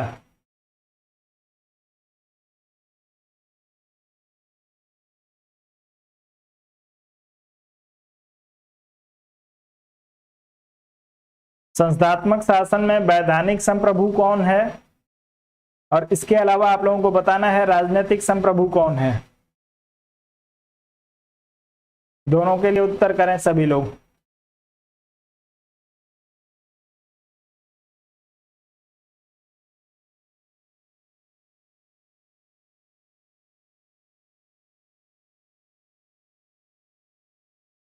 चलें, तो जो लोग वैधानिक संप्रभुता के लिए उत्तर संसद के लिए जिनका आ रहा है उनका उत्तर बिल्कुल सही है, लेकिन अभी भी राजनीतिक संप्रभुता के लिए उत्तर नहीं आया है। राजनीतिक संप्रभु कौन है? राजनीतिक संप्रभु बता दीजिए प्रभु आप सभी लोग। चलिए, अब कमेंट करके बताते रहिएगा, मैं अगले प्रश्न पे चलता हूं। अगला दिया, निम्नलिखित में से कौन एक सही है? सबको पढ़ना है, उत्तर करना है जी। संसदीय शासन व्यवस्था में जो है दोस्तों वैधानिक संप्रभुता जो होती है वो संसद में, और जो राजनीतिक संप्रभुता होती है वो जनता में निहित होती है।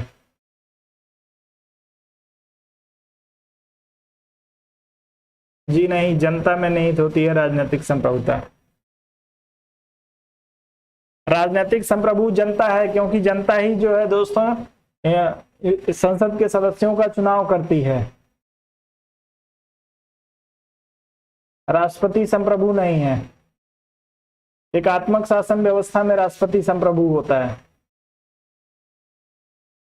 चलिए, अब इस प्रश्न को पढ़िए, निम्नलिखित में से कौन एक सही है? वैधानिक संप्रभुता सदा निश्चित नहीं होती है। वैधानिक संप्रभुता राजनीतिक संप्रभुता की इच्छा के विरुद्ध कार्य कर सकता है। वैधानिक संप्रभुता अधिकारों को नहीं मानती और वैधानिक संप्रभु राजनीतिक संप्रभु की इच्छा के विरुद्ध कार्य नहीं कर सकता। आप लोग उत्तर करेंगे इस प्रश्न के लिए।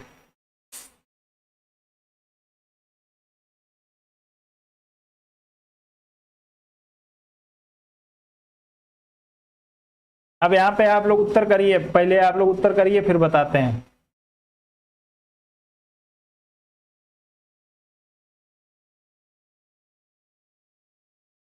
कौन सा कथन सही है, इसलिए आप लोग उत्तर करेंगे।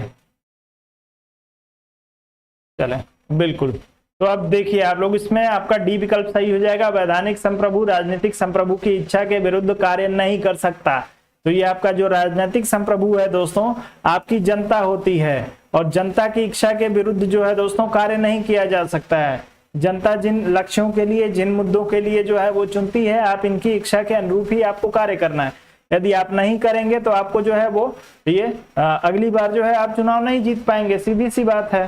तो आपको जनता की इच्छा का जो है वो पालन करना ही करना है। तो आप सभी लोग इस प्रश्न में डी विकल्प के साथ जाएंगे। अब दोनों प्रश्न एक साथ आपको मिले हैं तो आपका कॉन्सेप्ट क्लियर होना चाहिए। आगे बढ़ते हैं, अगले प्रश्न पे चलेंगे। अगला दिया है कि निम्न में से किसका विचार है कि संप्रभुता ईश्वर तथा प्राकृतिक कानूनों से सीमित है? संप्रभुता को ईश्वर और प्राकृतिक कानूनों के द्वारा सीमित जो है वो किसने बताया है?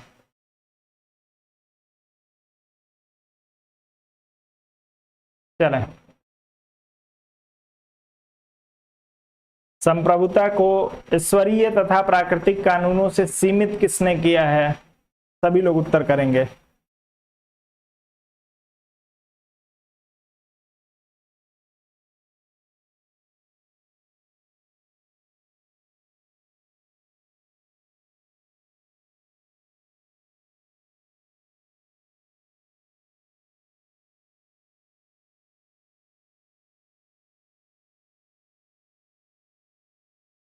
चलें, तो आप लोग इस प्रश्न में यदि बोधा महोदय के साथ जाएंगे तो उत्तर जो होगा बिल्कुल सही हो जाएगा। बोधा महोदय जो है वो आपके संप्रभुता को की जब ये बात करते हैं तो ये जो है दोस्तों आपके प्राकृतिक कानूनों की और जो है वो ईश्वरीय आदेशों की जो है वो अवहेलना की शक्ति संप्रभु को नहीं देते हैं। आप लोग इस प्रश्न में ये विकल्प के साथ ही जाएंगे। आगे बढ़ जाएं, अगले प्रश्न पे चलें। अगला दिया है बहुलवादियों के अनुसार राज्य का मुख्य कार्य है। क्या है बहुलवादियों के अनुसार राज्य का मुख्य कार्य? आपको दिया है अपने नागरिकों के कल्याण को बढ़ावा देना, विभिन्न समूहों तथा समुदायों की गतिविधियों में सामंजस्य स्थापित करना, सामाजिक सुरक्षा उपलब्ध कराना, असमानता को दूर करना। तेजी से उत्तर करेंगे। बहुलवादियों के अनुसार आप लोगों को उत्तर चुनना है अपना। चलें,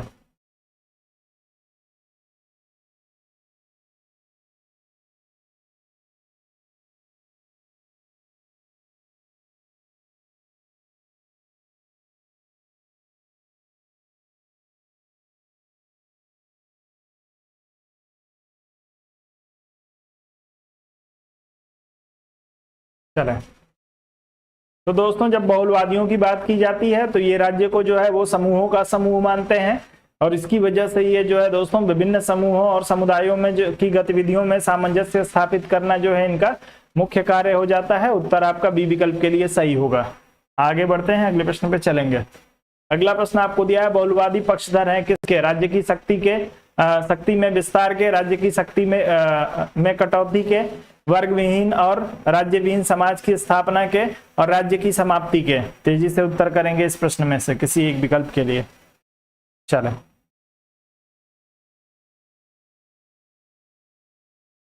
चलें,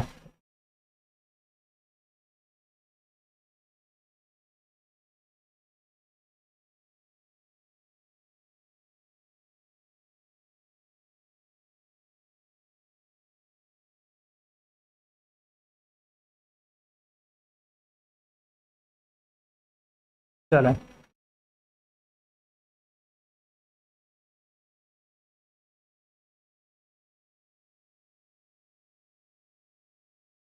चलें, तो जो लोग इसमें जो है बी विकल्प की बात कर रहे हैं उन सभी के लिए जो उत्तर जो होगा वो बिल्कुल सही हो जाएगा।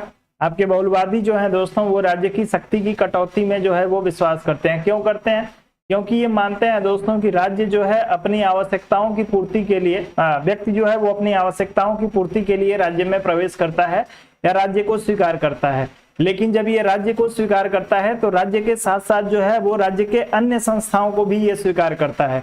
इसलिए राज्य की जो अन्य संस्थाएं हैं वो भी जो है दोस्तों उनको भी जो है उनको संप्रभुता का एक अंग जो है वो उनको भी संप्रभु बनाने चाहते हैं। आपके संप्रभुता का विभाजन करना चाहते हैं ये सभी लोग राज्य की अन्य संस्थाओं में भी, जो भी बहुलवादी विचारक आप लोगों के हैं। तो आप सभी लोग जो है दोस्तों इस प्रश्न में बी विकल्प के साथ यदि जाएंगे तो उत्तर आपका बिल्कुल सही हो जाएगा। जी बिल्कुल, संघों का संघ मानते हैं राज्य का निर्माण जो है वो संघों और समूहों में हुआ है।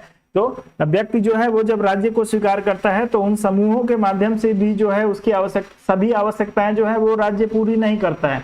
अन्य चीजें भी जो समाज भी जो है हमारी आवश्यकताओं की पूर्ति करता है। तो उसके लिए जो है दोस्तों सब में जो है वो संप्रभुता की बात ये लोग करते हैं कि सभी संस्थाओं में या सभी अंगों में जो है वो समान रूप से संप्रभुता होनी चाहिए।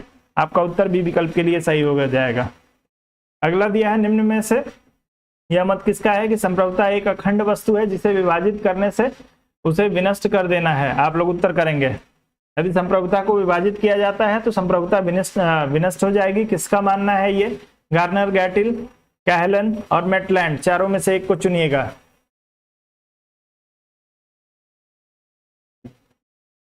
चलें, सबका अजीत जी गुड इवनिंग।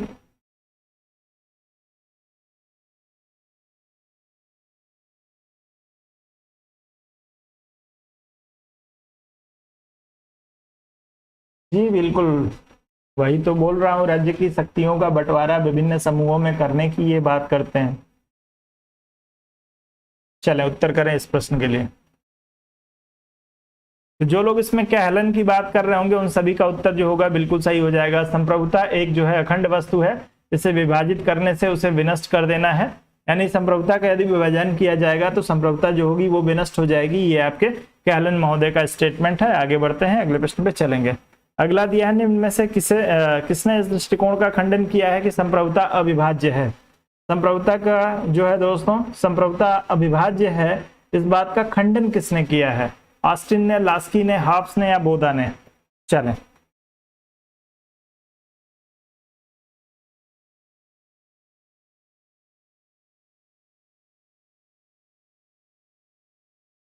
चलें सभी लोग उत्तर करेंगे। आज नहीं आप लोगों की लाइक की संख्या बढ़ रही है और ना ही आप लोगों की शेयर की संख्या बढ़ रही है, कुछ नहीं बढ़ रहा है आज। चलें,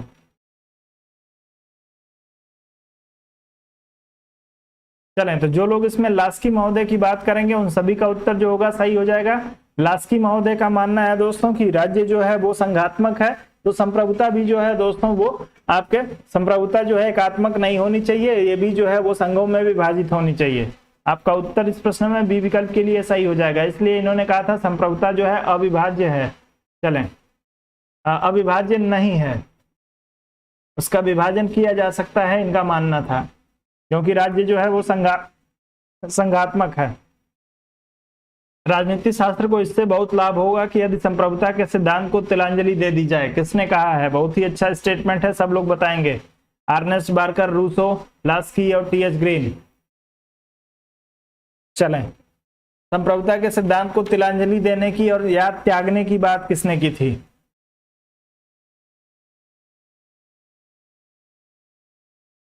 चलें, सभी लोग उत्तर करेंगे, तेजी से थोड़ा करिएगा।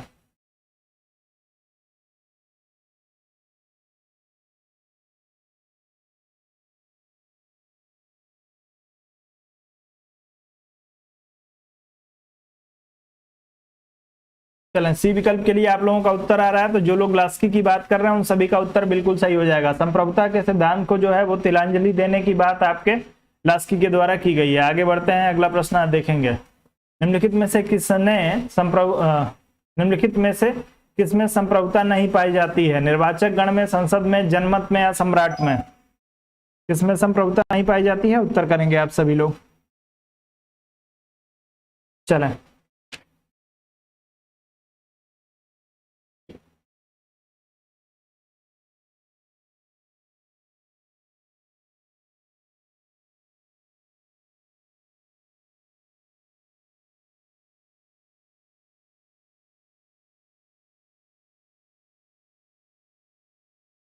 जी बिल्कुल, साधका जी। चलें, तो जो लोग इसमें जनमत की बात कर रहे हैं उन सभी का उत्तर जो होगा बिल्कुल सही हो जाएगा दोस्तों। जनमत संप्रभु नहीं होता है, क्योंकि जनमत को मानना जो है वो बाध्यता नहीं है। आपका उत्तर इस प्रश्न में सी विकल्प के लिए सही हो जाएगा। आगे बढ़ते हैं, अगला प्रश्न जो आपको दिया है, व्यवहारवादी राजनीतिक सिद्धांत में संप्रभुता का स्थान ले लिया। किसने ले लिया दोस्तों संप्रभुता के स्थान को व्यवहारवादी राजनीति विज्ञान में? उत्तर करेंगे। चलें,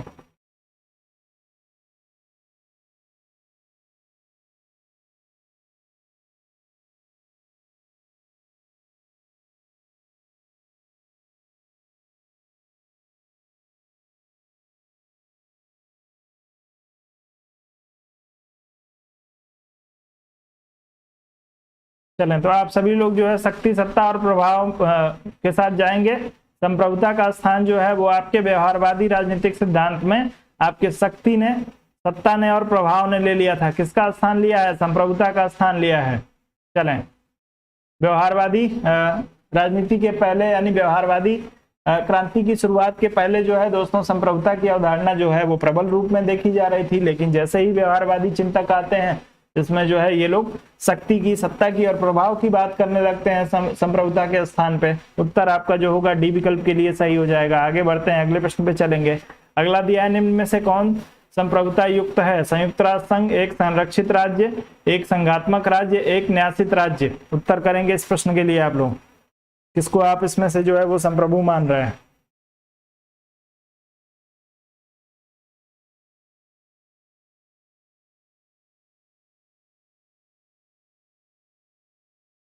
चलें, तेजी से करिए उत्तर।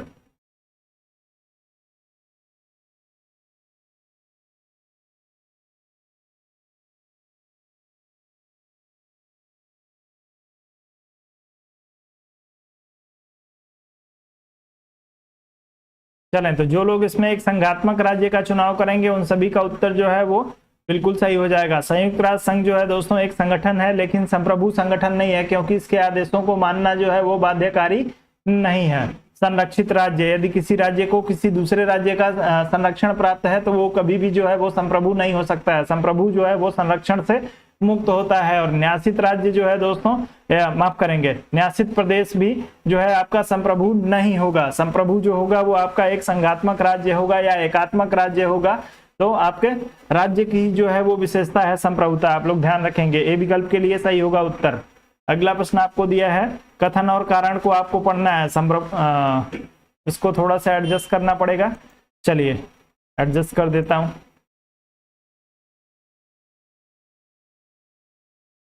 चलिए, आपको दिया है एकलवादी सिद्धांत की मान्यता है कि विधि संप्रभु का आदेश है। कारण दिया है एकलवादी सिद्धांत की मान्यता है कि संप्रभु सर्वशक्तिमान है। आप लोग उत्तर तेजी से करेंगे, इसमें से कौन सा आपका विकल्प जो होगा वो सही होगा। कथन कारण के आधार पे आप लोग उत्तर करिएगा। चले,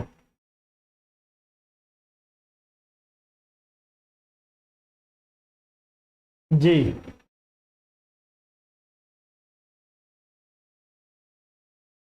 चलें, उत्तर करें तेजी से।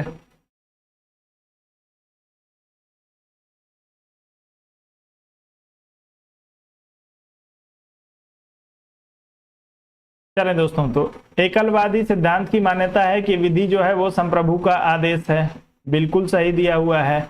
एकलवादी सिद्धांत की मान्यता है कि संप्रभु जो है वो सर्वशक्तिमान है, इसीलिए तो जो है वो विधि का आदेश है। तो आपका कारण और कथन जो होगा दोनों स्पष्ट जो होगा वो सही भी होगा और व्याख्या भी हो जाएगी। ये विकल्प के साथ उत्तर आपका बिल्कुल सही है। आगे बढ़ेंगे, अगले प्रश्न पे चलेंगे। अगला प्रश्न दिया है कि निम्न में से कौन संप्रभुता शब्द का प्रयोग न करके सर्वोच्च शक्ति का प्रयोग करता है। संप्रभुता के स्थान पे सर्वोच्च शक्ति प्रयोग का शब्द का प्रयोग जो है वो किसने किया है? हॉब्स ने, ऑस्टिन ने, बोधा ने या लॉक ने? चलें, तेजी से उत्तर करेंगे आप लोग इस प्रश्न में।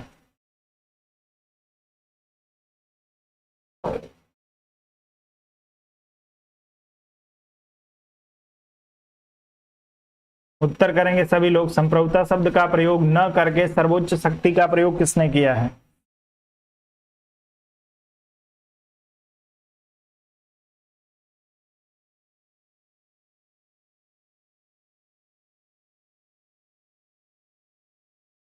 चलें, तो आपका समय जो है समाप्त हो चुका है। लाख महोदय जो है सीमित संप्रभुता की बात करते हैं और इन्होंने जो है वो संप्रभुता शब्द का प्रयोग न करके इन्होंने जो है सर्वोच्च शक्ति का प्रयोग किया है।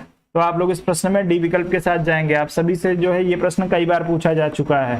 अगले प्रश्न पे चलते हैं। वास्तविक और कानूनी संप्रभुता साथ साथ रह सकते हैं, एक दूसरे के विपरीत हैं, शक्ति के द्वारा प्राप्त किए जा सकते हैं, इनका एक दूसरे से कोई संबंध नहीं है। वास्तविक और कानूनी संप्रभुता के लिए आप लोग उत्तर करेंगे तेजी से। रिवाइज करा रहा हूं इसलिए आप लोगों को यहाँ पे कोई व्याख्या की आवश्यकता नहीं है। यदि आपको किसी प्रश्न में समस्या है तो आप लोग मुझे रोक के पूछ सकते हैं, आपको पूरा क्लियर कराऊंगा। संप्रभुता आप लोगों को जो है दोस्तों मैंने लगभग 20-25 दिन पहले करवाया हुआ है, तो आप लोग तेजी से बस रिवाइज कर लीजिए एक बार।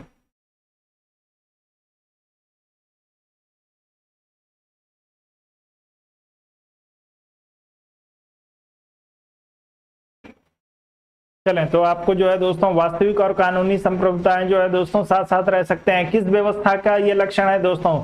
किस व्यवस्था में वास्तविक और जो है कानूनी संप्रभुताएं दोनों एक साथ रहती हैं? किस शासन व्यवस्था में? तेजी से उत्तर करिएगा। किस प्रकार के शासन व्यवस्था में वास्तविक संप्रभु और जो है आपका कानूनी संप्रभु दोनों एक साथ रहता है? चले, उत्तर करेंगे।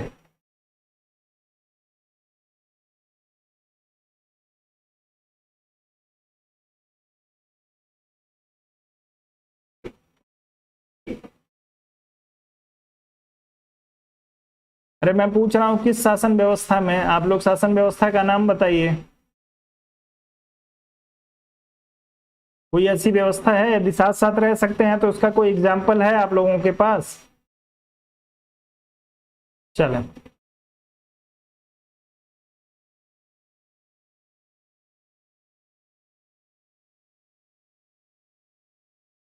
चलें, संसदात्मक या लोकतांत्रिक शासन व्यवस्था में जो है दोस्तों आपके वास्तविक संप्रभुता के रूप में किसको जाना जाता है? आपके जनता को देखा जाता है। और कानूनी संप्रभु के रूप में आपकी संसद को देखा जाता है। तो ये आपको जो है लोकतांत्रिक देशों में ये दोनों चीजें जो होंगी एक साथ रह सकती हैं। आपका उत्तर ए विकल्प के लिए सही होगा। आगे बढ़ेंगे, अगले प्रश्न पे चलेंगे।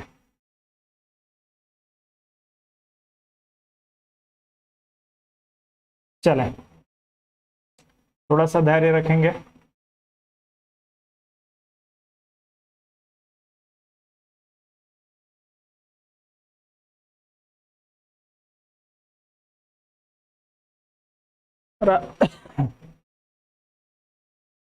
राजनाथ जी यूएसए की बात कर रहे हैं।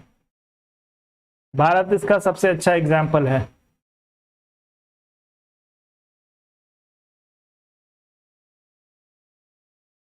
चलें, एक प्रश्न छूट गया है लग रहा है, पे आ जाते हैं। चलिए, आप लोगों को प्रश्न दिया है, सूची दी हुई है, आपको सूची को सुमेलित करना है। कानून संप्रभु का आदेश है। कानून केवल आदेश ही नहीं, एक अनुरोध भी है। संप्रभुता राज्य की सर्वोच्च इच्छा है। विधि निर्माण तथा उसे प्रभावी बनाने की दिन प्रतिदिन की क्रियात्मक शक्ति ही संप्रभुता है। आप लोग स्टेटमेंट है ये, आप लोगों को बताना है कौन सा स्टेटमेंट किसका है। आप लोग सुमेलित करेंगे इस प्रश्न को। चले, तेजी से आप लोग सुमेलित करने का प्रयास करिए।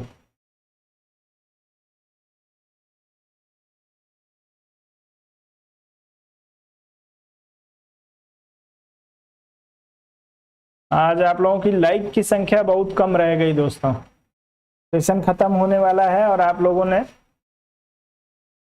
आज दिल खोल के वीडियो को ना ही लाइक किया है और ना ही शेयर किया है। चलें, तो इस प्रश्न में जैसा कि मैं देख पा रहा हूं आप लोगों का उत्तर आना शुरू हो गया है। बी विकल्प के लिए, सी विकल्प के लिए कई सारे उत्तर आ रहे हैं। तो आपके जो है संप्रभुता जो है वो संप्रभु का आदेश कानून है। ऑस्टिन का स्टेटमेंट है, आप सभी को पता है दोस्तों। उसके बाद से कानून केवल आदेश ही नहीं, अनुरोध है। लास्की महोदय ने जो है वो कहा था आपका A1 B2, A1 और B2 दो विकल्प में दिया है। चलिए, संप्रभुता राज्य की सर्वोच्च इच्छा है, बिल्कुल विलोबी महोदय के द्वारा कहा गया है दोस्तों। तो आपका लाइन से लग रहा है सही हो जाएगा।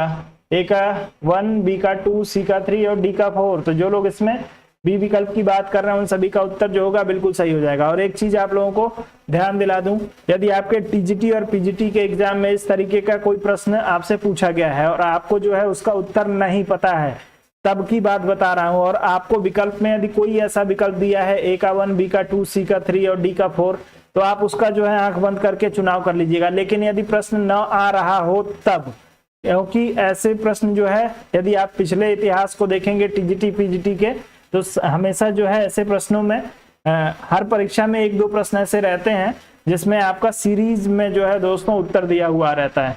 तो यदि आपको प्रश्न नहीं आ रहा है तो आप उस विकल्प का चुनाव करेंगे जिसमें यदि किसी प्रश्न में इस तरीके का विकल्प आपका A1 B2 C3 और D4 दिया है तो आप उसका चुनाव जरूर कर लीजिएगा। लेकिन प्रश्न न आने की स्थिति में, और यदि प्रश्न आ रहा है तो कोई आपका जो है कोई समस्या नहीं होगी। ये विकल्प सही है। आगे बढ़ते हैं, अगले प्रश्न पे चलेंगे। अगला दिया है, जब संप्रभुता सही हाथों में विद्यमान होती है तो स्वतंत्रता बढ़ जाती है। यह कथन किसका है?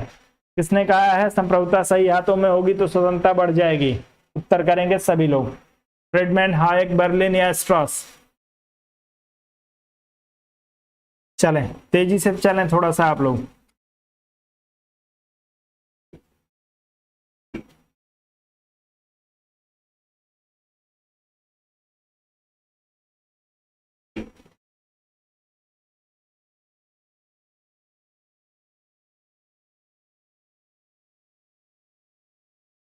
चलें, तो जो लोग इसमें आइए बर्लिन की बात करेंगे उन सभी का उत्तर जो होगा बिल्कुल सही हो जाएगा। बर्लिन के द्वारा लिखी पुस्तक दोस्तों फॉर एसेज ऑन लिबर्टी में इन्होंने कहा है जब संप्रभुता सही हाथों में होती है या विद्यमान होती है तो जो है वो स्वतंत्रता बढ़ जाती है। सी विकल्प आपका सही होगा। अगले प्रश्न चलेंगे। आपको यथार्थ संप्रभुता का तात्पर्य है। यथार्थ संप्रभुता का तात्पर्य क्या होता है? कानूनी संप्रभुता, आदेश का वास्तविक आज्ञा पालन, लोकप्रिय संप्रभुता या राजनीतिक संप्रभुता? तेजी से उत्तर करें।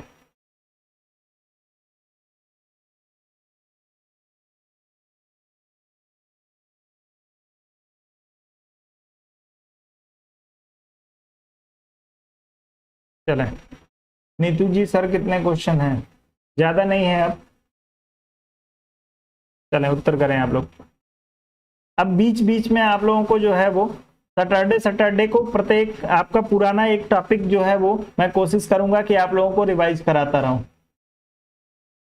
उसी उद्देश्य से आज मैंने जो आप लोगों को 15-20 दिन पहले मैंने आप लोगों को संप्रभुता कराया हुआ था और संप्रभुता को आज रिवाइज करा रहा हूं। वैसे बीच बीच में सैटरडे को आप लोगों को जो है दोस्तों एक टॉपिक रिवाइज भी कराऊंगा।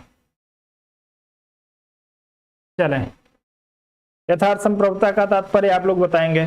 तो जो लोग आदेशों की वास्तविक आज्ञा पालन की बात कर रहे होंगे उन सभी का उत्तर जो होगा बिल्कुल सही हो जाएगा। और दोस्तों मैं व्याख्या जानबूझ के नहीं कर रहा हूं, प्रश्नों की संख्या जो है वो बहुत ज्यादा है और उसकी वजह से यदि व्याख्या करने लगूंगा तो थोड़ा सा समय ज्यादा लगेगा। लेकिन आप जो है यदि चाहें तो आपको यदि जिस प्रश्न में समस्या हो आप जो है वो हमसे पूछ सकते हैं, मैं आप लोगों को क्लियर करूंगा।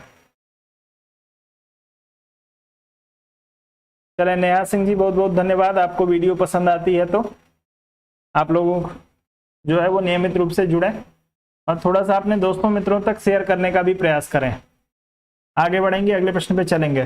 तो जहां आप लोग पूछेंगे वहीं मैं आप लोगों को व्याख्या करने का प्रयास करूंगा, अनावश्यक नहीं करूंगा, क्योंकि ये आप लोगों को पूरे डिटेल में मैं करा चुका हूं।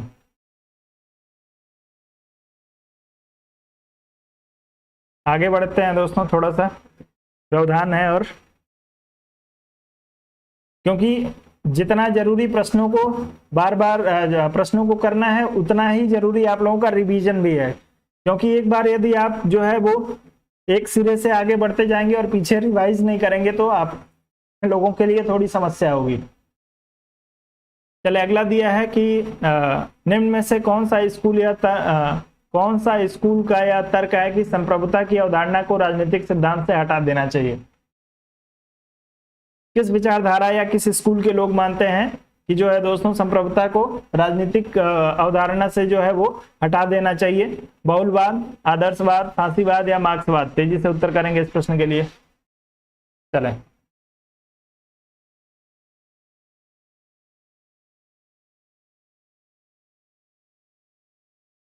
चलें, अब नींद आने लगती है तो आप लोग चाय पिया करिए।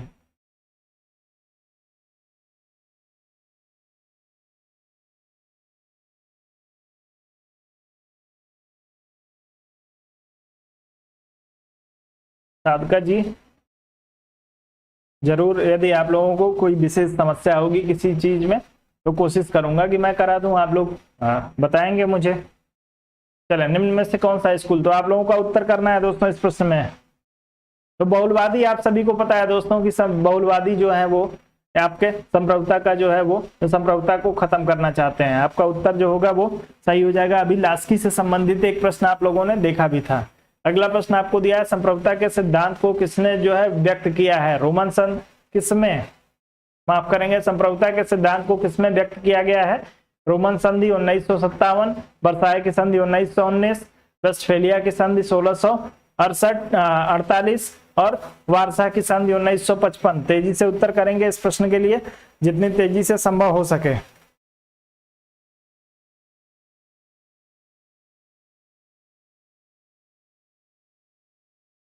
चलें,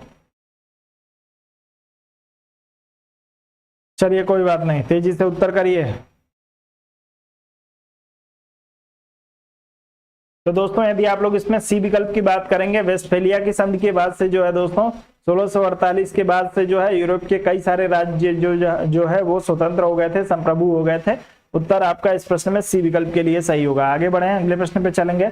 अगला दिया है, किसने संप्रभुता निरपेक्ष, अविभाज्य, अपरिहार्य और जो है सतत है की वकालत की है? संप्रभुता के निरपेक्ष होने की, अविभाज्य होने की, अपरिहार्य और सतत होने की वकालत किसने की है? हाब्स, जॉन लॉक, रूसो और कार्ल मार्क्स। तेजी से उत्तर करेंगे आप लोग।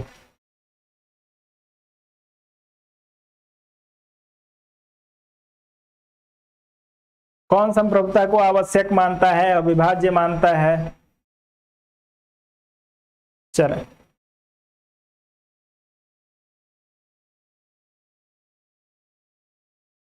जी, वेस्टफेलिया की संधि हुई थी और उसके बाद से जो है दोस्तों कई सारे यूरोपीय राज्य जो है वो अपने आप को स्वतंत्र घोषित कर दिए थे। चलें, तो इस प्रश्न में यदि आप लोग जो है थॉमस हॉब्स की बात करते हैं तो उत्तर आपका जो होगा बिल्कुल सही हो जाएगा, क्योंकि थॉमस हॉब्स महोदय जो है वो संप्रभुता को अविभाज्य मानते हैं, सतत मानते हैं, निरपेक्ष मानते हैं। उत्तर आपका ए विकल्प के लिए सही होगा। अगले प्रश्न पे चलेंगे। अगला दिया है लोकप्रिय संप्रभुता की अवधारणा है। आप लोग उत्तर करेंगे लोकप्रिय संप्रभुता की अवधारणा के लिए। समय आपका शुरू हो गया है। जनता समस्त राजनीतिक और विधिक सत्ता का स्रोत होती है। समस्त राजनीतिक और विधिक सत्ता का स्रोत होता है। राज्य प्रमुख पद पर वंश उत्तराधिकार को प्राथमिकता दी जाती है और राज्य प्रमुख पर लोक नियंत्रण नहीं हो सकता है। आप लोग उत्तर करेंगे इसमें से चारों में से किसी एक विकल्प के लिए। समय आप लोगों का तेजी से निकल रहा है।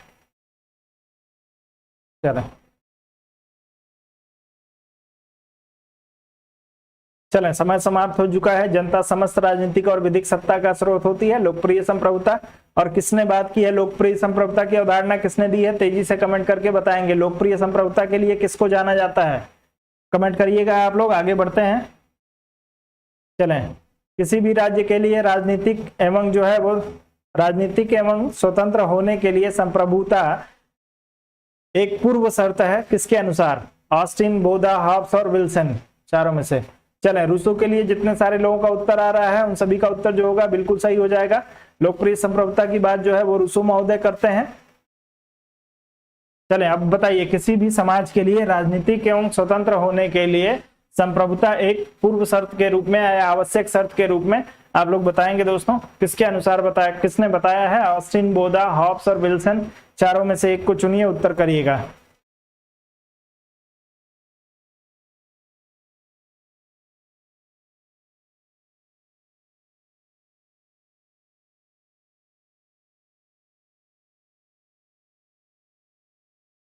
चलें, तो जो लोग इसमें ऑस्टिन की बात करेंगे, लेक्चर्स ऑन ज्यूरिस्प्रूडेंस में जो है इन्होंने किसी भी जो है समाज के लिए राजनीतिक एवं जो है राजनीतिक एवं स्वतंत्र होने के लिए संप्रभुता एक पूर्व शर्त है या आवश्यक शर्त है, आपके ऑस्टिन महोदय के द्वारा कहा गया है। अगला प्रश्न दिया है, बहुलवादी विश्वास करते हैं किसमें? कानूनी संप्रभुता में, राजनीतिक संप्रभुता में, नाम मात्र की संप्रभुता में या संपूर्ण संप्रभुता में? किसमें जो है वो बहुलवादियों का विश्वास है? उत्तर करें।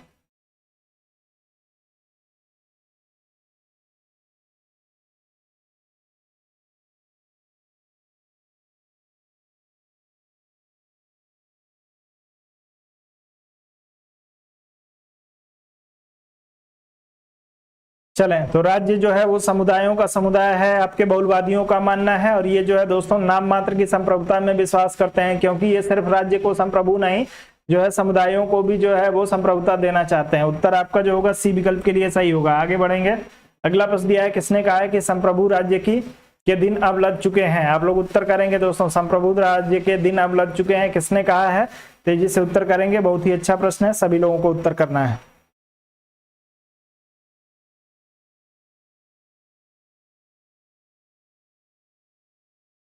संप्रभु राज्य के दिन लद चुके हैं। हॉबहाउस, लिंडसे, बेंथम और मेटलैंड।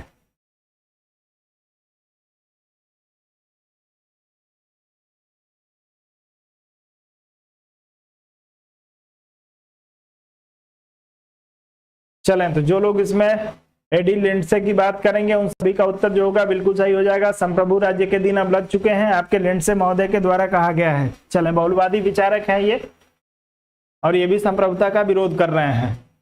चलें, आगे बढ़ेंगे। अगले प्रश्न पे चलेंगे। बाह्य संप्रभुता के सिद्धांत को विकसित किया गया किसके द्वारा? ऑस्टिन के द्वारा, बेंथम, ओपेनहाइम के द्वारा या ग्रोसियस के द्वारा? बाह्य संप्रभुता के लिए उत्तर करिए तेजी से।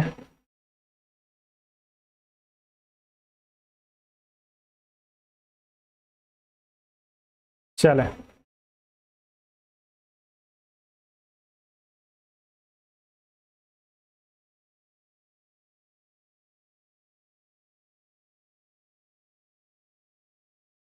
चले, आप सभी का उत्तर जो होगा इस प्रश्न में डी विकल्प के लिए आना चाहिए, ग्रोसियस के लिए। दोस्तों ग्रोसियस महोदय जो है वो आपके बाह्य संप्रभुता के सिद्धांत को विकसित करने के लिए जाने जाते हैं। उत्तर आपका डी विकल्प के लिए सही होगा। आगे बढ़ जाएंगे, अगले प्रश्न पे चलेंगे।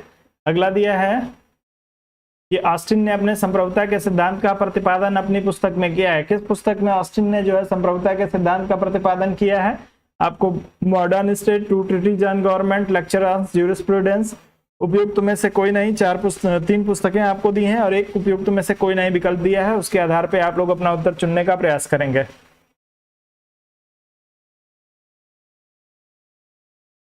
चलें, तेजी से उत्तर करिए, 15 सेकंड का समय लीजिए।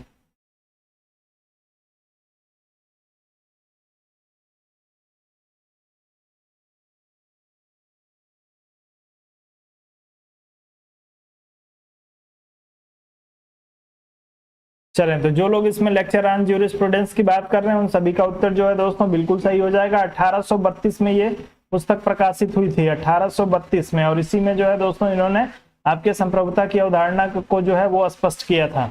उत्तर सी विकल्प के लिए सही है। आगे बढ़े। अगला दिया है, नागरिकता के बहुलवादी सिद्धांत का सर्वोत्तम प्रतिपादक कौन था? नागरिकता के बहुलवादी सिद्धांत के लिए अब आप लोग उत्तर करिएगा।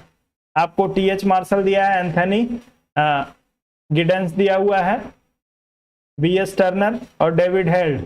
चारों में से एक को चुनिए, उत्तर करिएगा।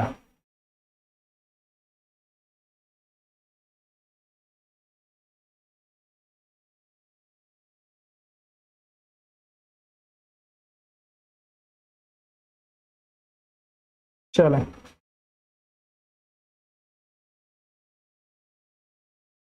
नागरिकता के बहुलवादी सिद्धांत का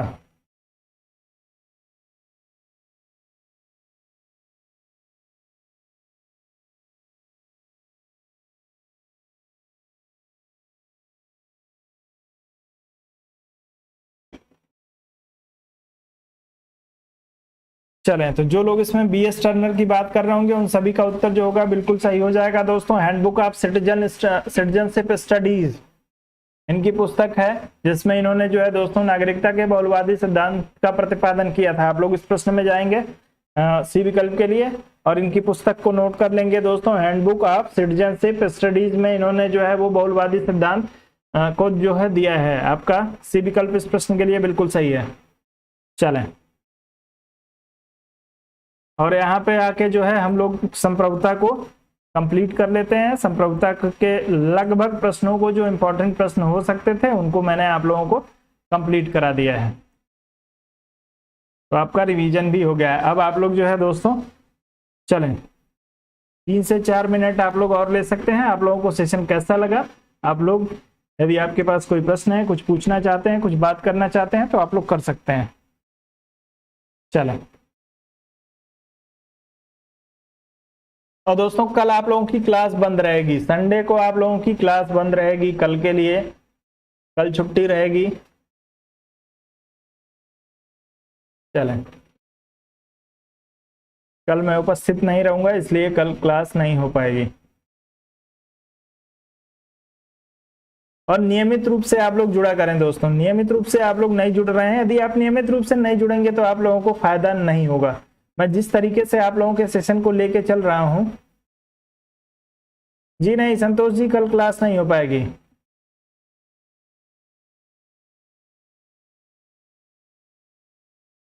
चलें, बहुत बहुत धन्यवाद। जो लोग जा रहे हैं उन सभी लोगों को गुड नाइट, लेकिन जाने से पहले वीडियो को लाइक और शेयर करके जाइएगा।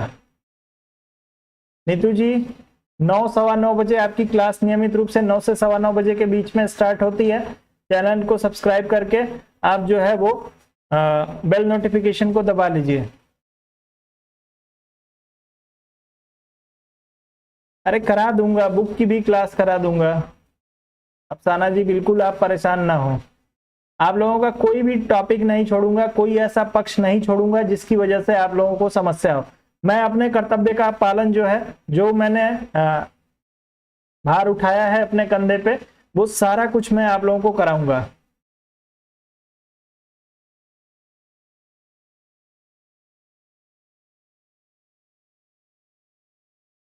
चलें सदका जी, कोई बात नहीं है।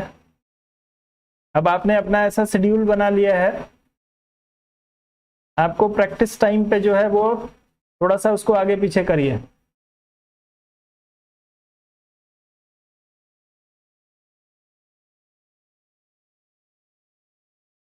चलें, पुण्य प्रकाश त्रिपाठी जी बहुत बहुत धन्यवाद।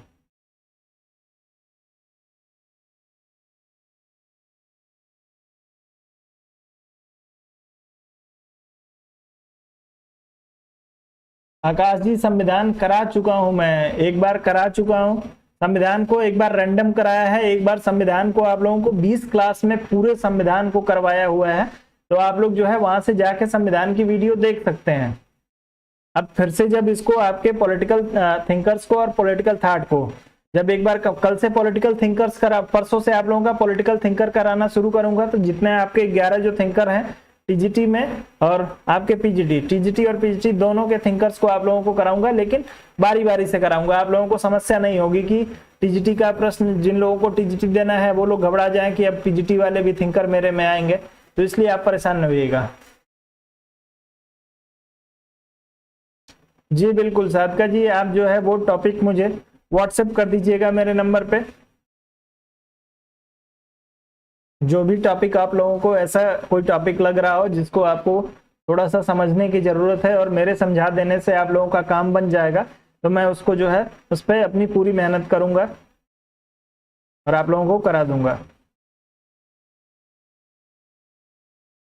चलें, तो फिलहाल के लिए अब आप लोग मुझे अनुमति दे दीजिए। अब कल मिले, आप लोग परसों मिलते हैं।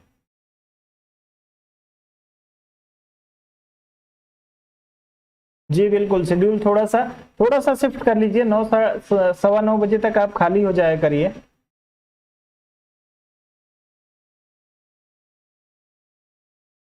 जी,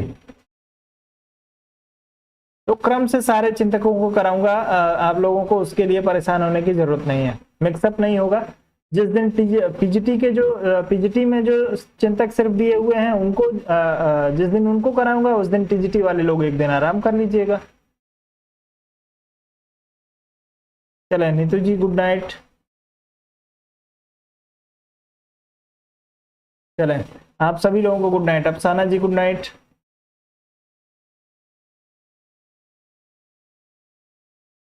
चलें, तो आप सभी लोगों को एक ही साथ अब गुड नाइट। मिलते हैं आप लोगों से परसों। कल आप लोगों की क्लास नहीं हो पाएगी। हाँ, और जो एप्लीकेशन पे जो लोग हमारे साथ जुड़े हुए हैं, चलिए एप्लीकेशन वालों को वहीं पे सूचना दे देंगे। एप्लीकेशन वाले लोगों की कल क्लास सोच रहा हूं कि ले लूं। चलिए, जैसा भी होगा कल आप लोगों को नोटिफाई करूंगा, आप लोगों को मैसेज चला जाएगा। फिलहाल के लिए आप लोग जो है दोस्तों अनुमति दे दीजिए। मिलते हैं मंडे को आपके चिंतकों के साथ, जो आपके राजनीतिक चिंतक हैं उनके साथ हम मंडे को मिलेंगे। चलिए, गुड नाइट, शुभ रात्रि, जय हिंद दोस्तों।